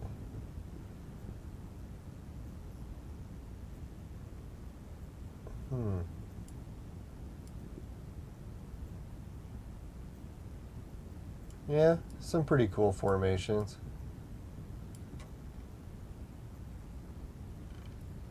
Yeah, it's going to be so cool in the future. How many bases NASA's going to build on these moons, right? I get it, some of the moons won't be habitable, like they won't even be good spots for bases, but some of them will. That would be sweet. Freaking base around Jupiter's moons. Alright, next we'll check Europa. Europa is one of my favorite moons because it's the ice planet, right? So here we get to see the crack, or the cracks of the ice.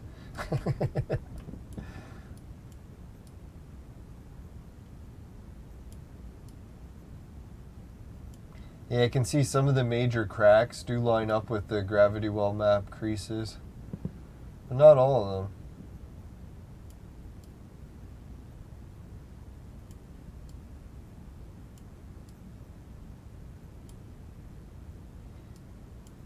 Yeah, you can see a little bit of circular patterns around.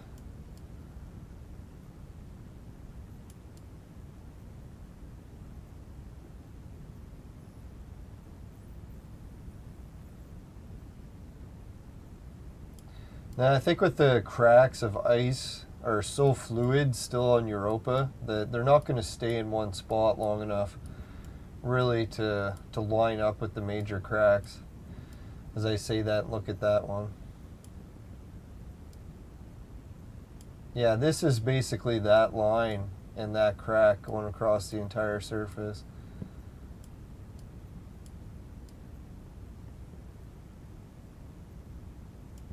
Now, arguably, when we build a base on Europa, it'll be ice base, and under the ice will be a huge ocean. And I think it's an ocean of liquid water. So won't that be nice? This will be one of the few bases where we could go and build like a big tropical base. Just build some sort of ice base that can take the water and melt it, make a lot of nice pools and palm trees. We'll have to put nuclear power plants so that they could power their cities and bases. That would be sweet though, right? The Europa water base. And who knows, if we build like a really nice base on the ice, we might actually cut a hole right into the water and have like submarines. So the submarines could go around in the Europa and catch all the fish. Then they'd have fresh fish to eat. Now, some people are going to say there's no fish in Europa, but if I had to guess, if there's like a liquid ocean, the chances of there being no fish in it, what are the odds of that, right? Like, we can show that even on Earth's most hostile oceans, you always find something. Some sort of seaweed or some sort of crab or something that it's adapted to the conditions. Even if there's no light, they can still survive. I bet you Europa does get some light. You know probably from where? Jupiter. Because it's so close to Jupiter, right? Like, so it's probably getting shined on it from a little. Lights it up a little.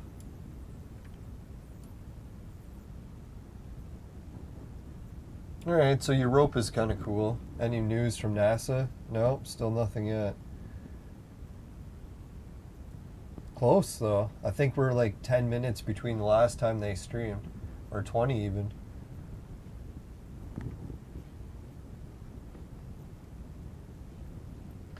Alright, so yeah, next is Ganymede. Or Ganymede, however you say that. Ooh, this one's looking a little fancy. Ah. So this is where if you turn this on its side and it was lining up with these, this is another one it lines up, I think. Let's just try it and see how it looks. We'll bring the real measurements back right after we check it. Let me go to my games room for a second. No, I just gotta check through some folders. I don't want to show pictures of boobs on the screen by accident. Oh yeah, that's where it is.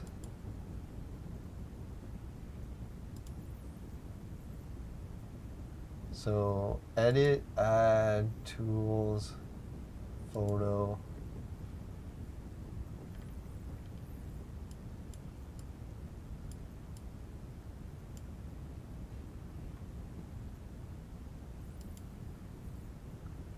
Alright, so next what I'm going to do is bring the picture and we'll be all set. Gravity wells.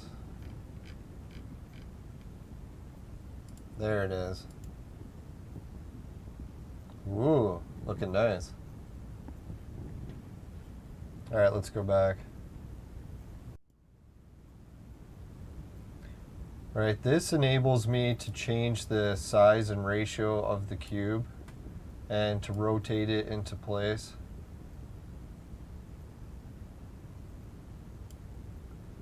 So I don't know if that's evidence there was a cube. Let me check. It's a little better.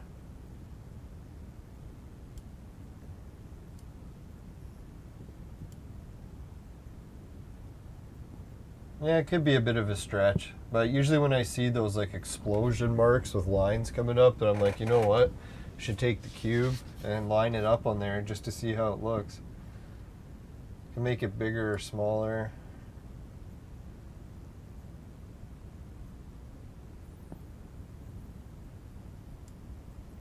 Yeah, it does kind of look a little bit like it.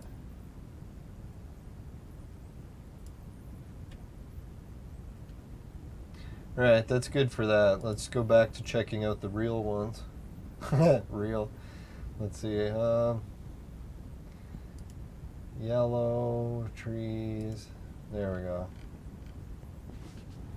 So what you could say is maybe the planet has shifted in time, and that's why the gravity well isn't lining up. Or NASA has its calculations off, and they don't have the poles matched exactly. But I'm pretty sure it's easy to match poles, right? They can identify the North and South Pole pretty easily. And then that's all they need to know in order to map this map to it. It adjusts it for the scale.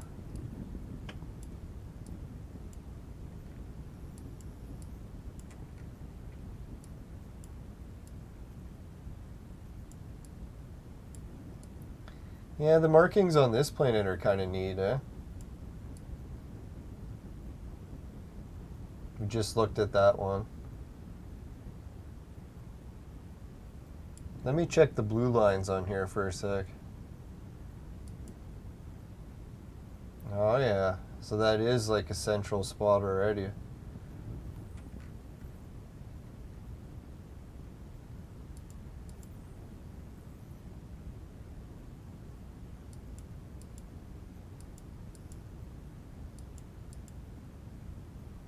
Yeah, this place has got a lot of markings that line up with the circles, eh?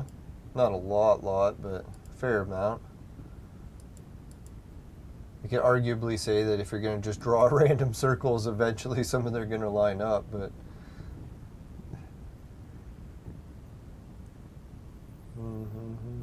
Blue. Alright, I better check on NASA in case they could have found aliens while we're not looking. No, no aliens yet. We'll come back and check.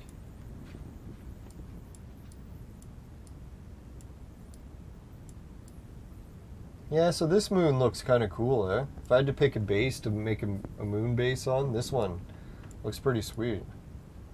Which one is this again? Is this Ganymede?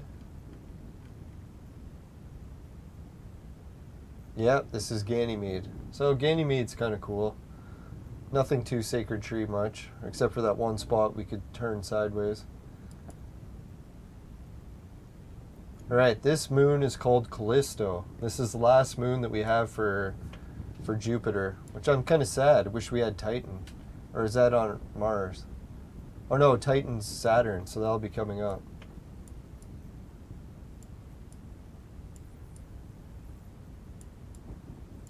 This one looks a little bit low resolution.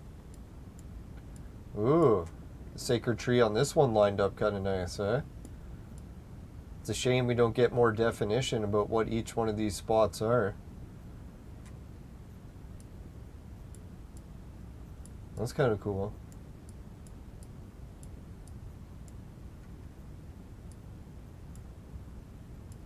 Yeah, not bad. Next I'll flip it and see what the other side looks like. Ooh, that one's kind of cool, eh? That big mountain right in the center.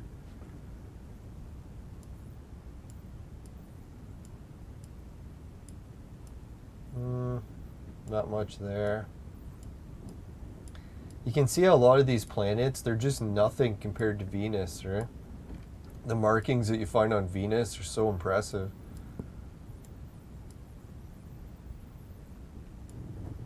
Alright, Callisto's kind of cool, but now I'm really interested to see Saturn. Let's bring Saturn back.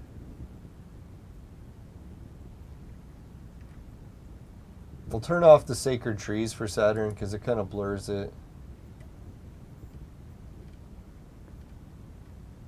The hell happened? I thought we were picking Saturn. Oh yeah, I picked the wrong part.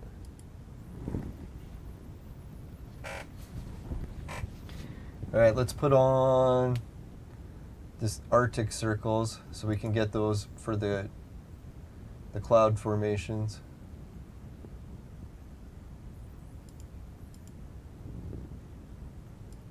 Alright, so you can see the clouds on Saturn. They follow the geometry of the Arctic Circle pretty good, right? And some people pointed out that this one isn't even a circle. This one's more of like one of those hexagon shapes or whatever it is.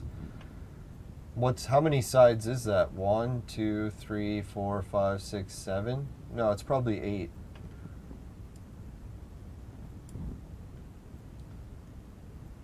So that's kind of neat looking, eh? See what it looks like with blue.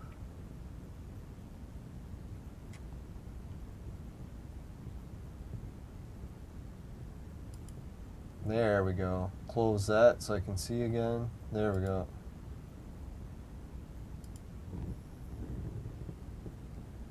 Right, so there's some of the geometry for Saturn's clouds. Kind of neat, eh?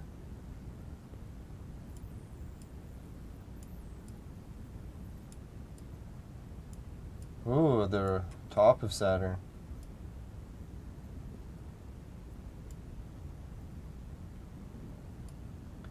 Yeah, that's a trippy planet.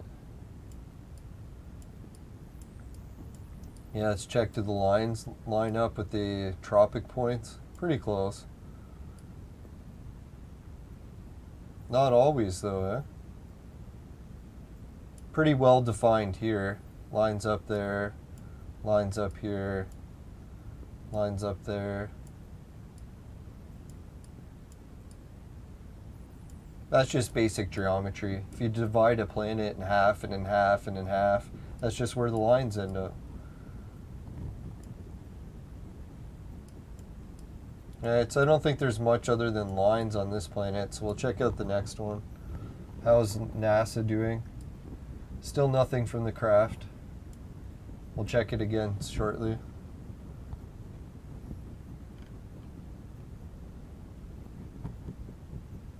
Alright, the next moon of Saturn we're going to look at is called Mimas, or Mimas.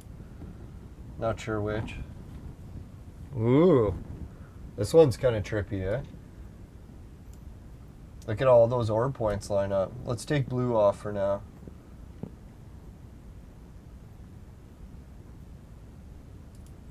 And we'll put the sacred trees back on. Oh.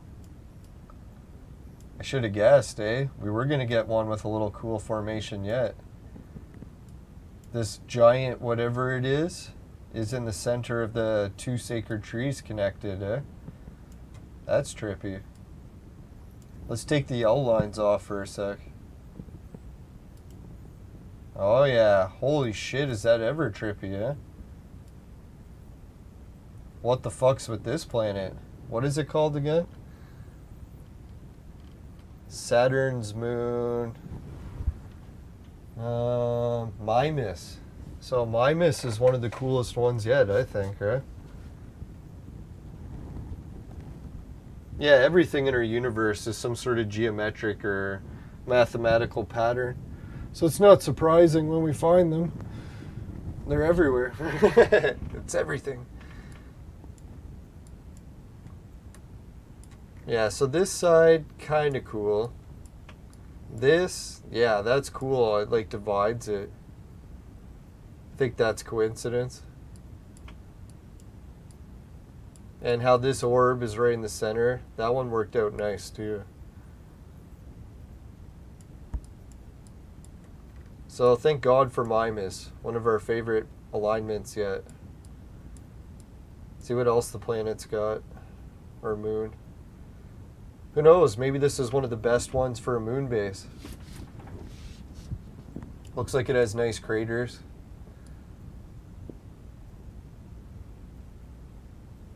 I think the danger with moon bases around Saturn and Jupiter is they probably get hit by meteors more often.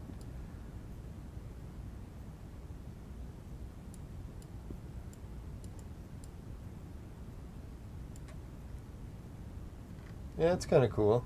Alright, let's go back to the line map so we can see a bit more.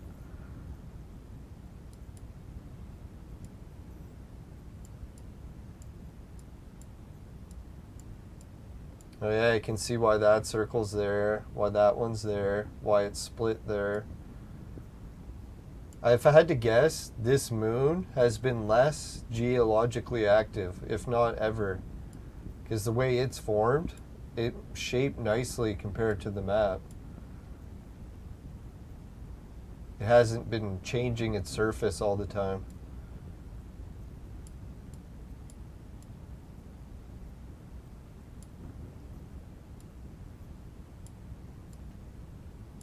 Alright, so I think I better take a screenshot of that one, because I'll forget it, and then I'll be like, oh shit, what was that planet that was cool again?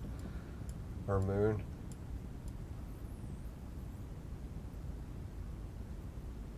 Now, which way does it look best? Kind of looks best that way. And maybe with the yellow lines off, eh?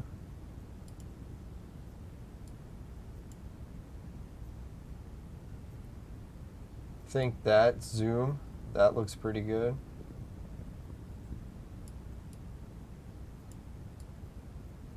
We'll try that.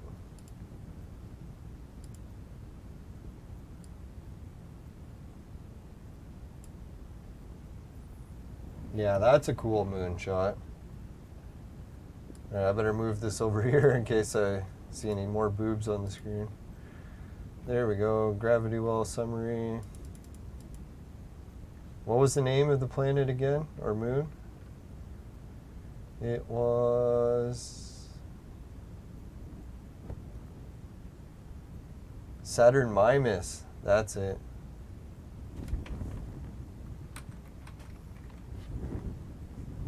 I'll put Mimas Saturn so I can remember where it is. If I want any hope of remembering.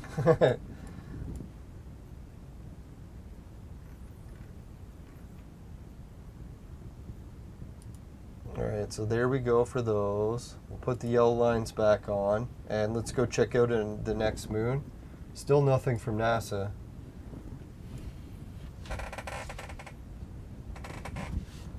Yeah, looks like the Cosmos Ravioli. Ravioli. Now I'm starting to get hungry. I gotta stop talking about food. Enceladus? Enceladus is the next moon, so we'll go check it out. Ooh, this one's kind of neat, eh?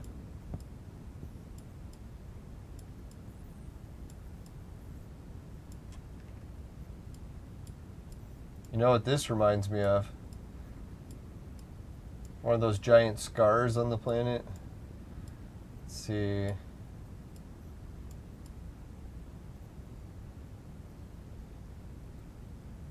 Oh, that's the pole. Wow. Alright, so this would be the coast of the west coast of the US, North America, the giant mountain range that goes all the way starting up by Alaska and goes all the way down to South America. Let's take a guess and see if that's where it is. I don't think it is, but maybe with the way the poles are lining up.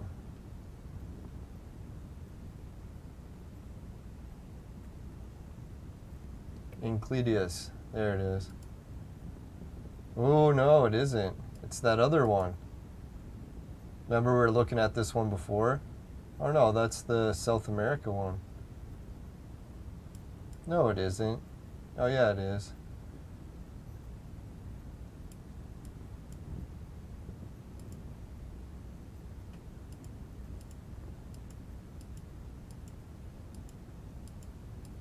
Just turn on the Earth's crust lines just for a second. I want to check that.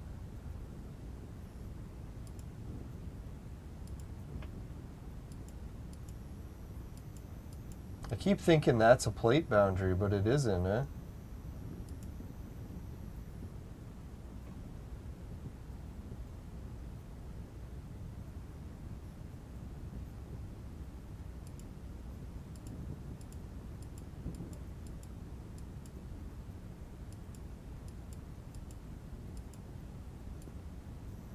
Alright, interesting. So that's Enceladus. I don't think too many of the sacred tree things line up with it.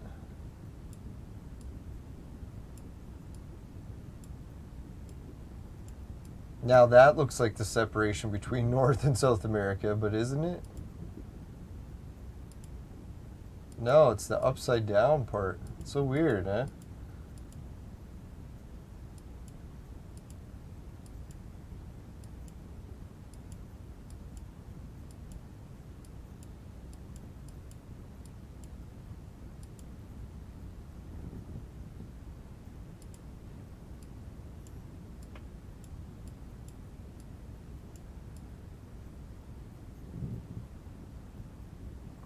Oh, the Hindu design.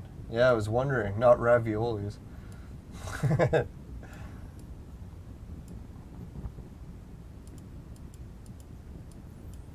Oh, there it is. Does anyone see the correlation? If you look here, the ocean ridge makes a big 90, right? Big ocean 90. Check out on Insidious or Inclidius. There's the 90. So they got that weird 90 shift too. Whatever, or 45-degree angle I should call it. So I like to find correlations between different planets. That's a pretty good one. That 90 mark. Hopefully one day science figures out what causes that 90.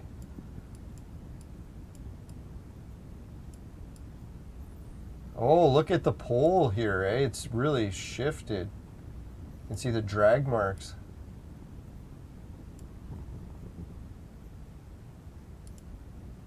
So that's their south pole. It's weird because our south pole has the drag marks in between Australia and Antarctica.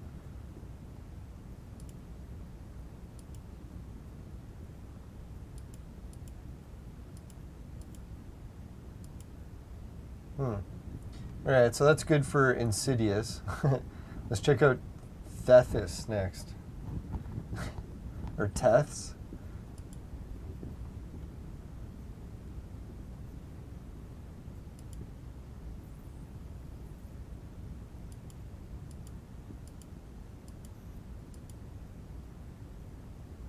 It's weird. There's like two. There's Tess and Dion. So I don't understand which is which and why they're there, but...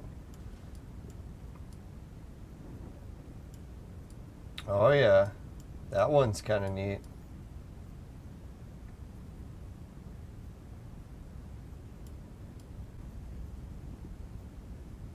Not bad.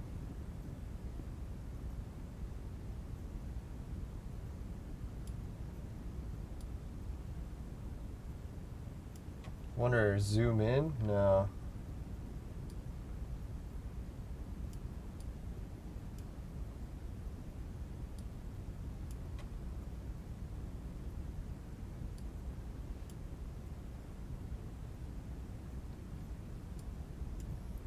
Alright, we'll try a picture of this one. Anything from NASA? No, still not yet.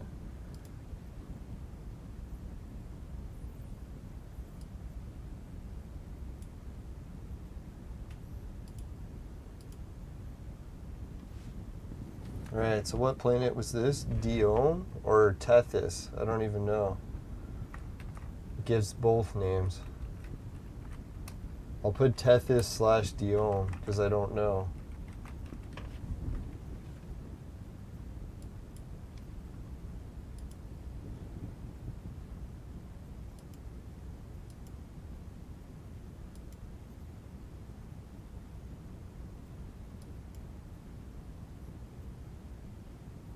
Alright, I think this one is either Tethys or Dione also.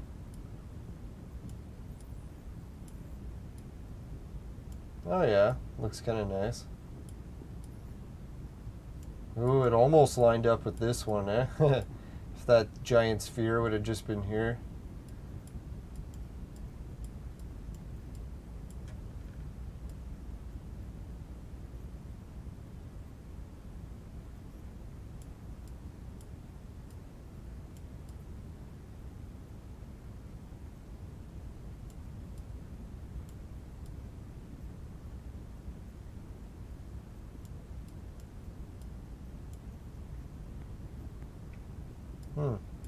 Kind of neat.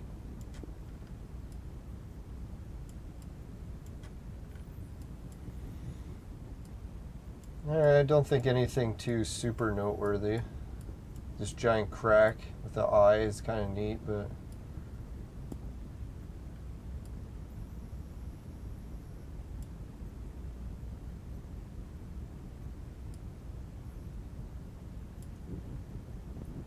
Alright, let's move on from those and go to Rhea.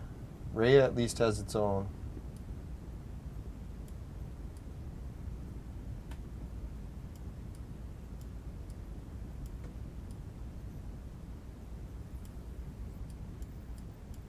Yeah, the surface on Rhea is kind of cool, but probably make for a nice moon base.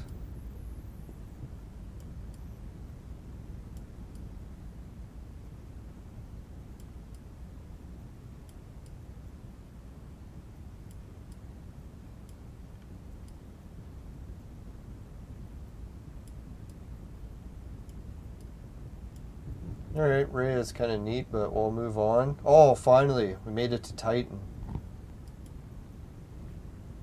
I've been dying to see Titan, so see how this looks. Oh, fuck. Maybe we got too many layers? Yeah, there's more than one layer.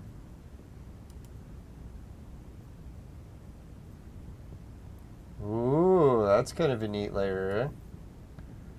Can't see much, but a little better than that haze.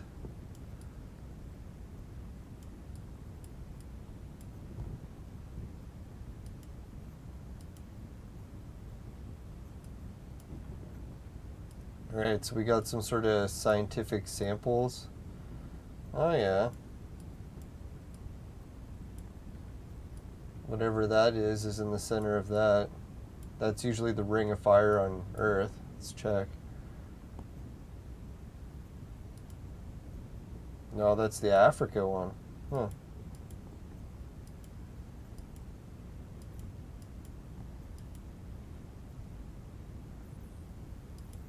Alright, put Titan back.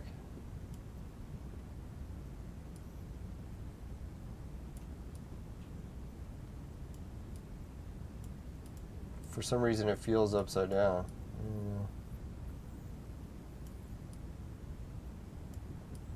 Well, Titan's definitely a weird one. I know they have better images of Titan than that, so hopefully we get more someday. I've seen better. Next moon will be Ipidus. NASA live feed, still nothing. Let's just refresh it, make sure. Yep, still nothing. The last footage was quite a while ago now. How long have we been streaming for? Holy shit, 2 hours.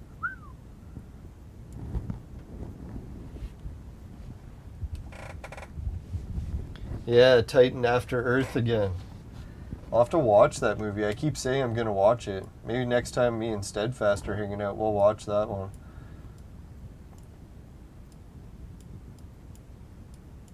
Titan After Earth. Now, I got the VHS for it, but I still haven't watched it yet. That was the craziest. I was watching some show about VHS. I didn't know VHS tapes actually got all the way into HD. And they were so HD, they were actually better resolution than DVDs. I was like, what the fuck? VHS? I never knew that.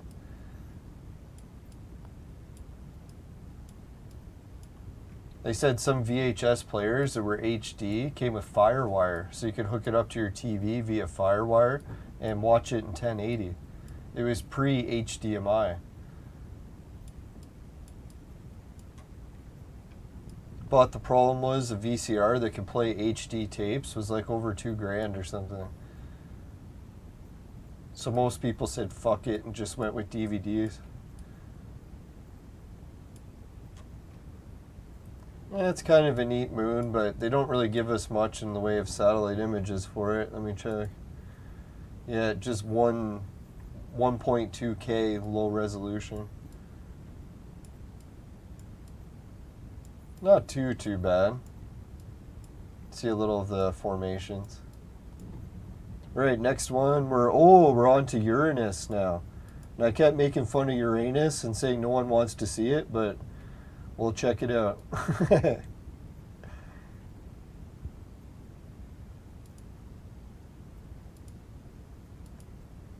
hell's going on? Oh, there it is. Right, so this is Uranus or Uranus.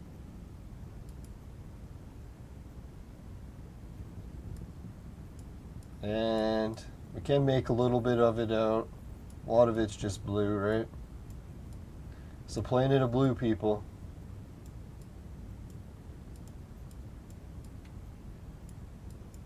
Alright, so we won't get to see much of it because of its clouds, and they don't give us any options to remove the clouds. So let's check out Miranda next. This is Uranus's moon Miranda.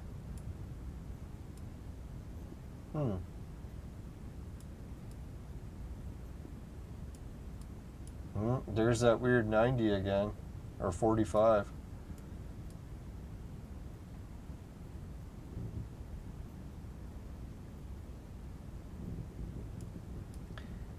Yeah, After Earth, I'll have to watch a trailer. I forget what it's about. I'm assuming it's a space movie.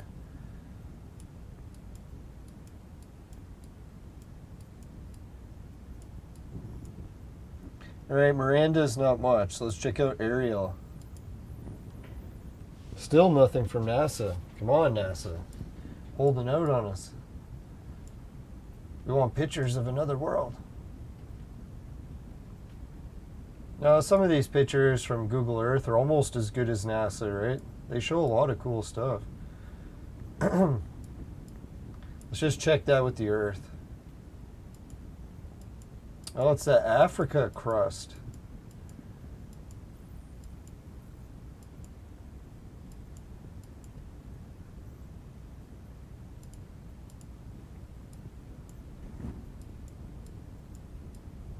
Alright, so a lot of Ariel isn't be able to be seen. The parts that are kind of cool. Next we'll be calling or checking a planet called Umbrella, or Umbriel.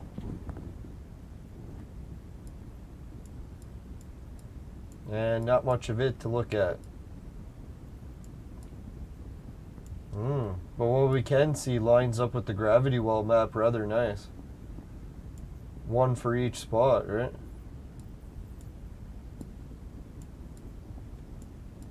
Hopefully we get more images from Umbriel soon. I bet you there could be some sacred tree geometry on this one. Ooh.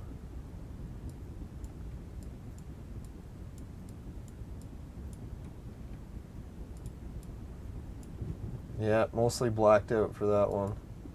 Ooh, this one's called Titiana. Is it the one with the Twin Peaks? No.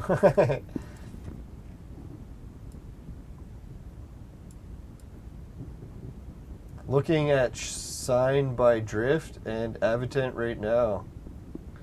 Oh. Oh.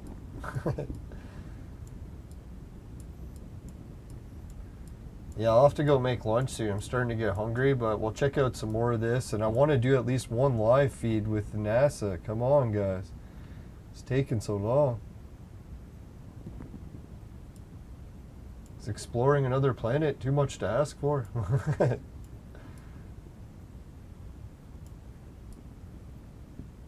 Yeah, I never thought I could do a live reaction video to exploring other planets or moons. That's pretty sweet. Hopefully NASA will hook us up with some more feeds soon.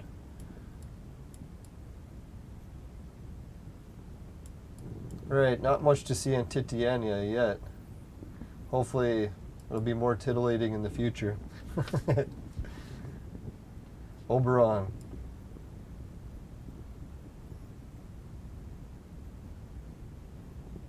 Yeah, I need to get my head out of the gutter. I thought getting out more would help with that, but no luck yet.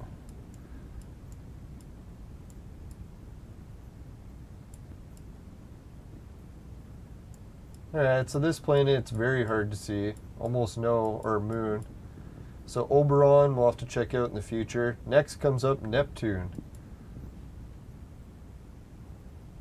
Ooh. Neptune.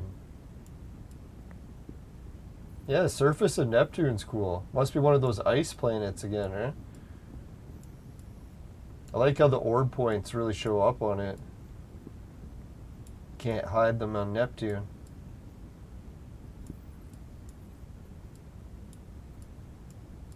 So is this the ring of fire of Neptune? Nope, again with the Africa place. Keep thinking it's the ring of fire every time.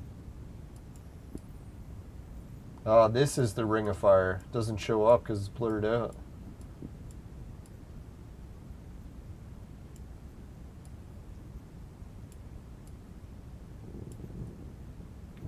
we're getting up to some neat moons of Neptune. We got one called Triton. Or no, that already was Triton. Now we're going to check out the dwarf planet Ceres. Yeah, because we checked out Neptune. Did we check out Neptune? Let's check again. Little bit. The blue one. I remember that. The blue people. So the next will be Ceres. Or, yeah, the dwarf planet. So this is the one that doesn't count as a planet. Oh, yeah, this is one of my favorite ones. Look at the symbology on this one.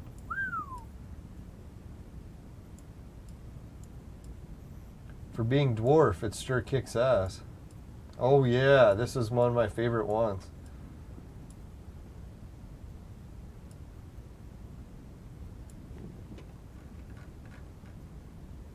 It's good. Saved one of the best for last.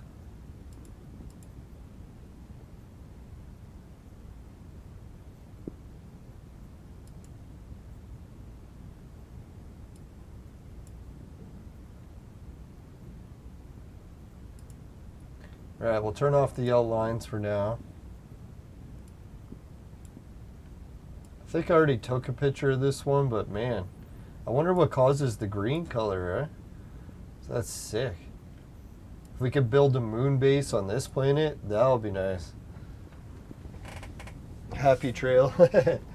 Yeah. Ooh. Yeah, when it comes to the outer bodies in our solar system, I definitely like this one the best, as far as imaging goes. Ceres is where it's at. Where it's at.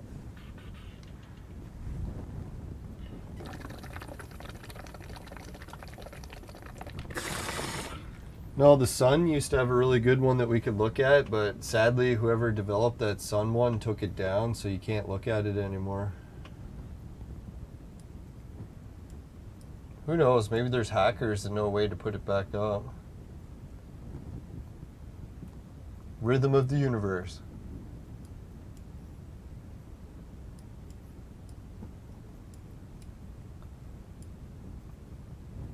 Alright, so we'll put back the yellow lines and we'll check out one of the last planets. Jeez, I can't believe we went through them all.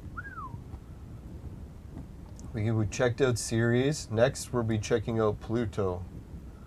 Pluto. Now, I'm surprised because Pluto has all this modern imagery, right? So, like, why are we having so much trouble seeing it now? This file needs updating. Supposed to update live.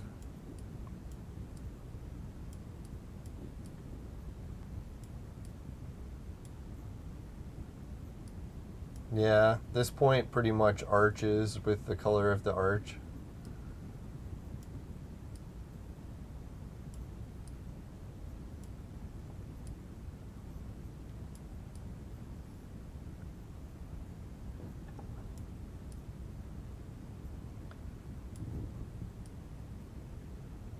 Baked olives. Oh man, that does sound like a good lunch. No, my mom's able to pick up big giant cans of olives at a market sale for a good price, and we got a giant can of them, hoping to open it soon.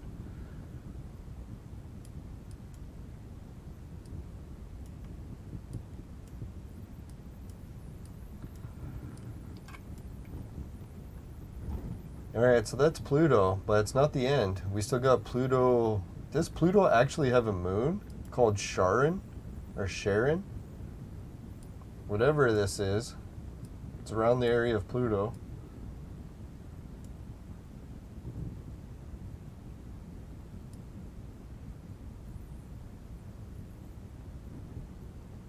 Oh, the Titan movie is about Earth destroyed. Wow. That'd be sweet. No, I'm just kidding.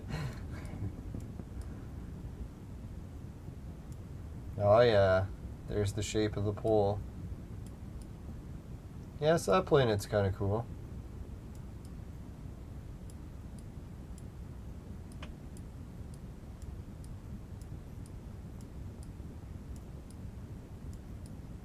Alright, the only one left is the sun, and sadly it's low resolution. They took away the high resolution one.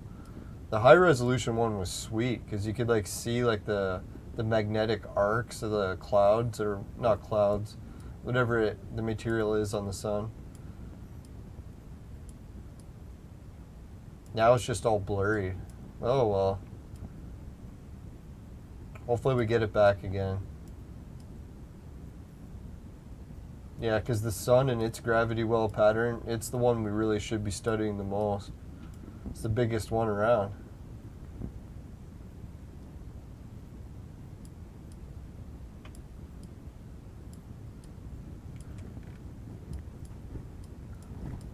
Right, I guess we'll have to do a little summary, and I'll summarize the pictures that we took along the way. Oh yeah, this one.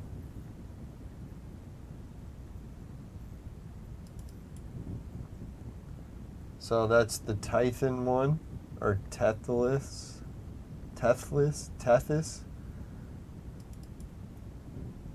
Here's the one, the moon of Saturn, Mimas. So that's a pretty sick moon, eh?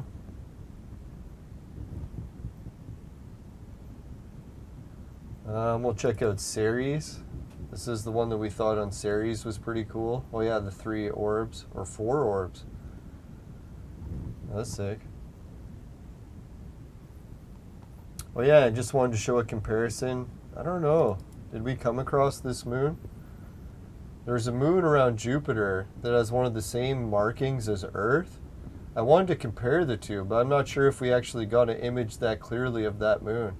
I'll have to check out which one it is again. If anyone remembers the name of this moon, I just thought it was so ironic that it's got like that nipple with the 3 lines coming out of it, and it's very similar on this. And the biggest crater's in the top left, big crater, with the line going off into the center of it. So it's weird, eh? How some of these geometry patterns throughout our solar system are very similar.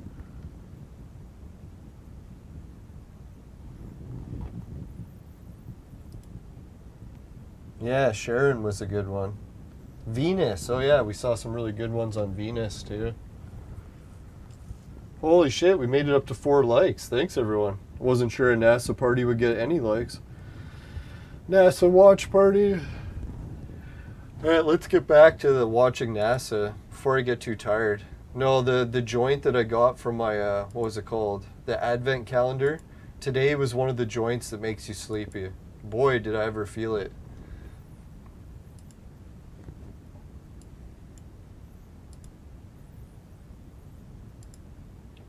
No, it tasted good for the first hoot, but by the second or third hoot in the vaporizer, it tasted really like burnt hair. So that was kind of nasty. Still nothing live. We'll leave it live just for a second because I have a feeling it's coming up soon, right? We're going to see aliens. We'll see them.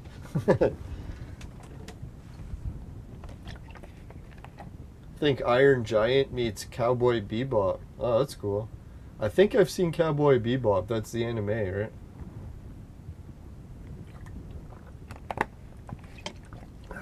Or it was a live action movie too.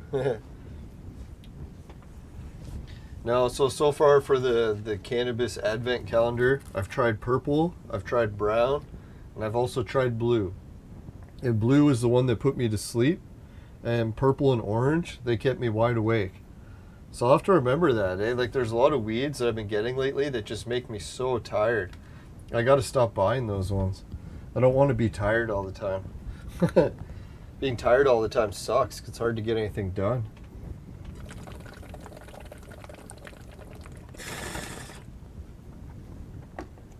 Oh yeah, we'll put it back to the full screen. There we go. That looks a little bit more normal. So is everyone else excited about the NASA moon mission? I think when they get that rocket done that can carry 100 people, that's going to be crazy shit, right? Imagine that actually works. Have whole fleets of them carrying hundreds of people away from the Earth every day, every hour. What I don't get it is where they're getting all this rocket fuel from. Elon said that he has enough rocket fuel that he could fly the entire population of Earth to Mars just to get rid of everyone. So I was like, holy shit, man, where did he get all that rocket fuel? Like, God, we can't even afford gas for our cars.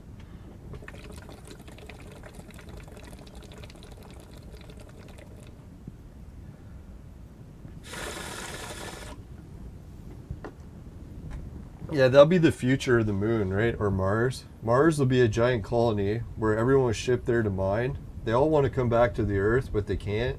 And they're all stuck watching Twitter nonstop. Elon will just have Twitter everywhere.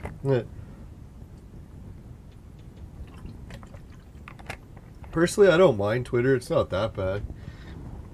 When you think about it, Twitter is the social media for adults. It's the only one that allows adult content. So I guess it's kind of neat that that's the one that gets free speech first.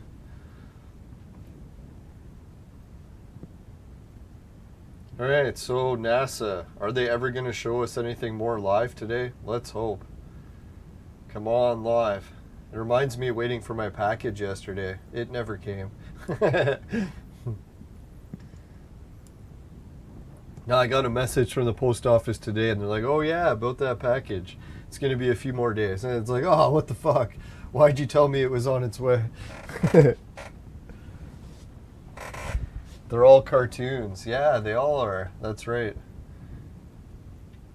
I used to watch a lot of anime. I want to get back into it, especially if they legalize mushrooms. God, mushrooms and anime are like a dream come true. It's hard to remember what you watched, but man, is it entertaining.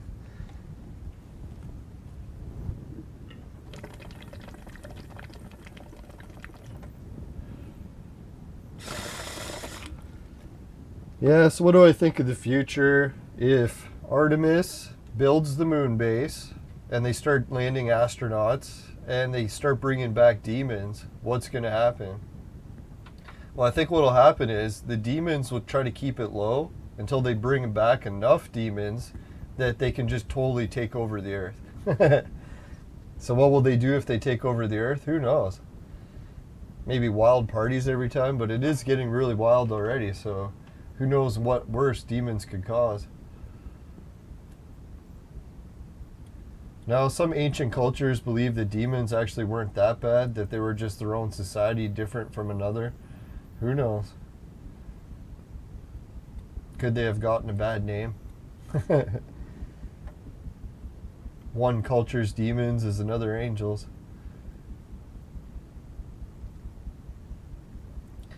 No, and if I had to guess, what will probably happen too is NASA, they found out about the demons on the moon, and they just tried to delay going back as long as they could. And they also tried using the false probe data, all the false probe data that they got. Not to say that all the data is false, but at least manipulated enough that it won't keep us from exploring space, or it will keep us from it. Now, it's kind of a shame that NASA turned off the comments, but I was thinking I'm actually lucky, because if NASA had the comments on, then we wouldn't get videos like mine for people that want to debate stuff that they normally can't put in the chat, because NASA will turn it off. At least with my chat, I usually leave it on.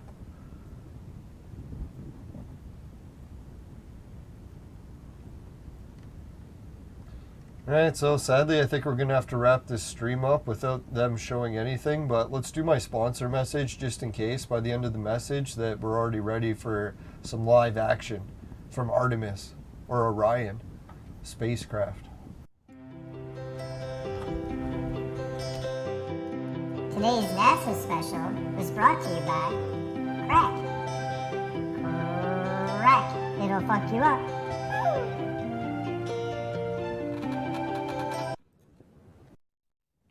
Thanks again to my patrons, Suki Dan, Jim, Ray, Travis, and everyone else who helped in the past, present, and future.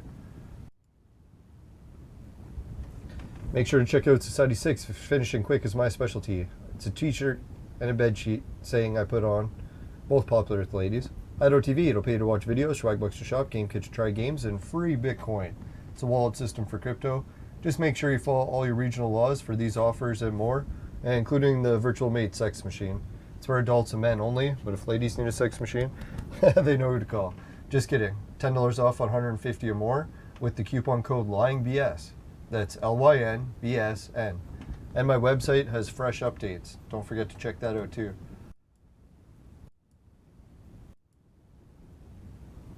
Alright, so nothing back from NASA yet. I guess we'll wait more for NASA if people want to check out my vaporizer. It's an attachment for the Extreme Q or the V Tower. So if you want to check it out, here it is. Come on, NASA. Where's your live feed?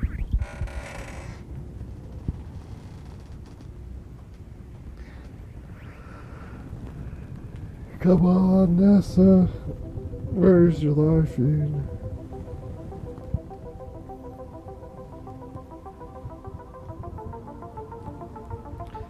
Alright, hopefully if NASA doesn't update the live feed, we'll do a quick summary of everything they showed in today's feed so far.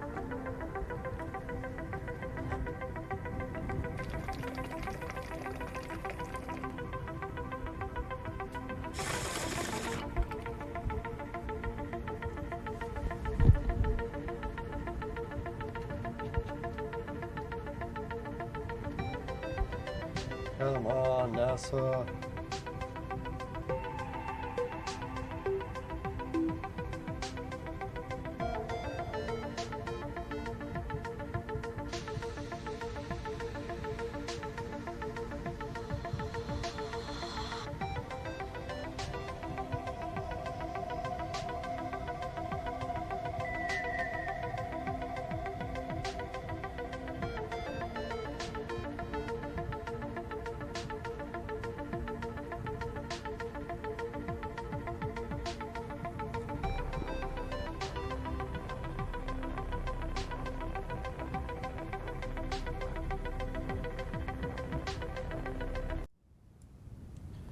Alright, welcome back everyone. So far nothing new from NASA. So what we'll do is we'll go through the feed slowly and I'll stop and show everyone what they showed us so far on today's live stream from the Orion capsule. So the first clip was this one.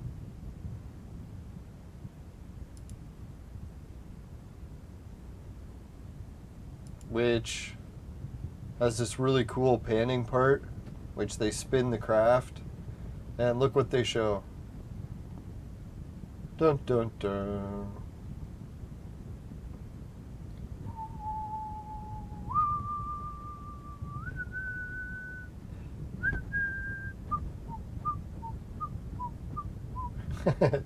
Hopefully we don't get copyright for that. I don't think they could tell what song it was. Yep, so there looks like the little mini Earth. Oh yeah, and we covered why they're showing 720.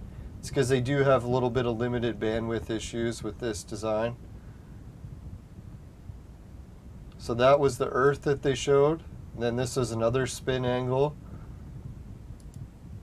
And they showed the moon. So it's like the Earth and the moon, I think, huh?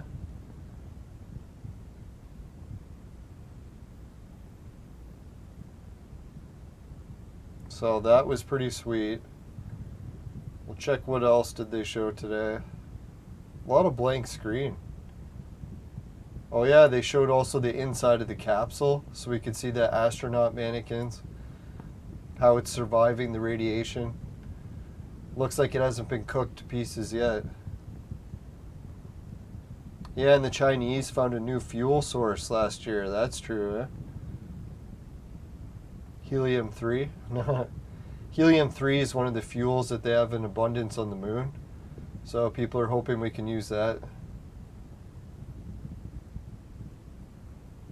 We're actually running out of helium on the Earth. People are concerned about it.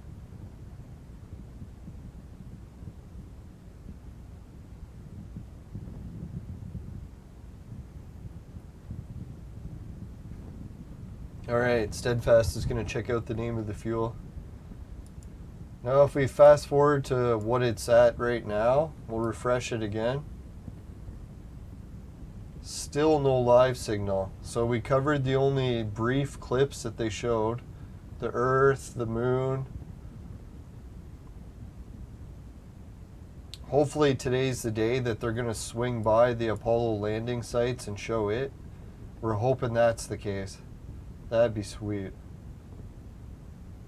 I'd really like to see the Apollo moon landing mission sites closer up, just so we don't have to deal with so many people going on and on about how we never went. I'm just one of those people who thinks we went, but there was some more that they didn't tell us, so we didn't get the full story. For national security reasons. Doesn't mean that there was aliens. Who knows what the security could be. Could be demons, might not.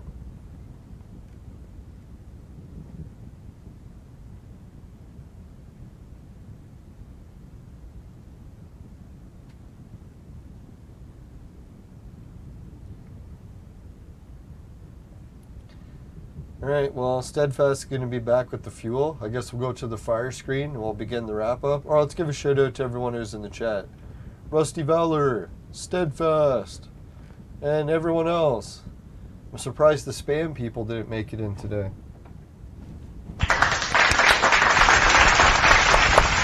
Maybe they don't like to spam NASA. Alright, so thanks everyone. Let's go to the fire screen. Alright, if you happen to get any Orion spacecraft in your vaporizer and it tastes like shit, give the show a dislike. But if it doesn't happen, you can give the show a like and a share. Really appreciate it. Just make sure you never buy the products of my sponsor. Because it will ruin your life. Bye for now, everyone. See you later, and good luck NASA with the probe. Hopefully you didn't find the show too offensive, and hopefully you don't flag any of the material for copyrights. You said on your profile that you can share it for educational purposes. So I hope everyone learned a lot. Bye for now, everyone. Oh, and if anyone knows Google Earth people, tell them to get more images of other planets and moons. Can't wait. Bye for now. Later.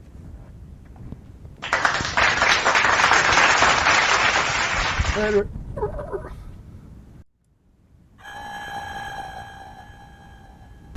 Oh yeah, and if you like the Gravity Well maps, don't forget to like and subscribe. We'll do more shows of that. Just have to request it in the chat. Bye for now.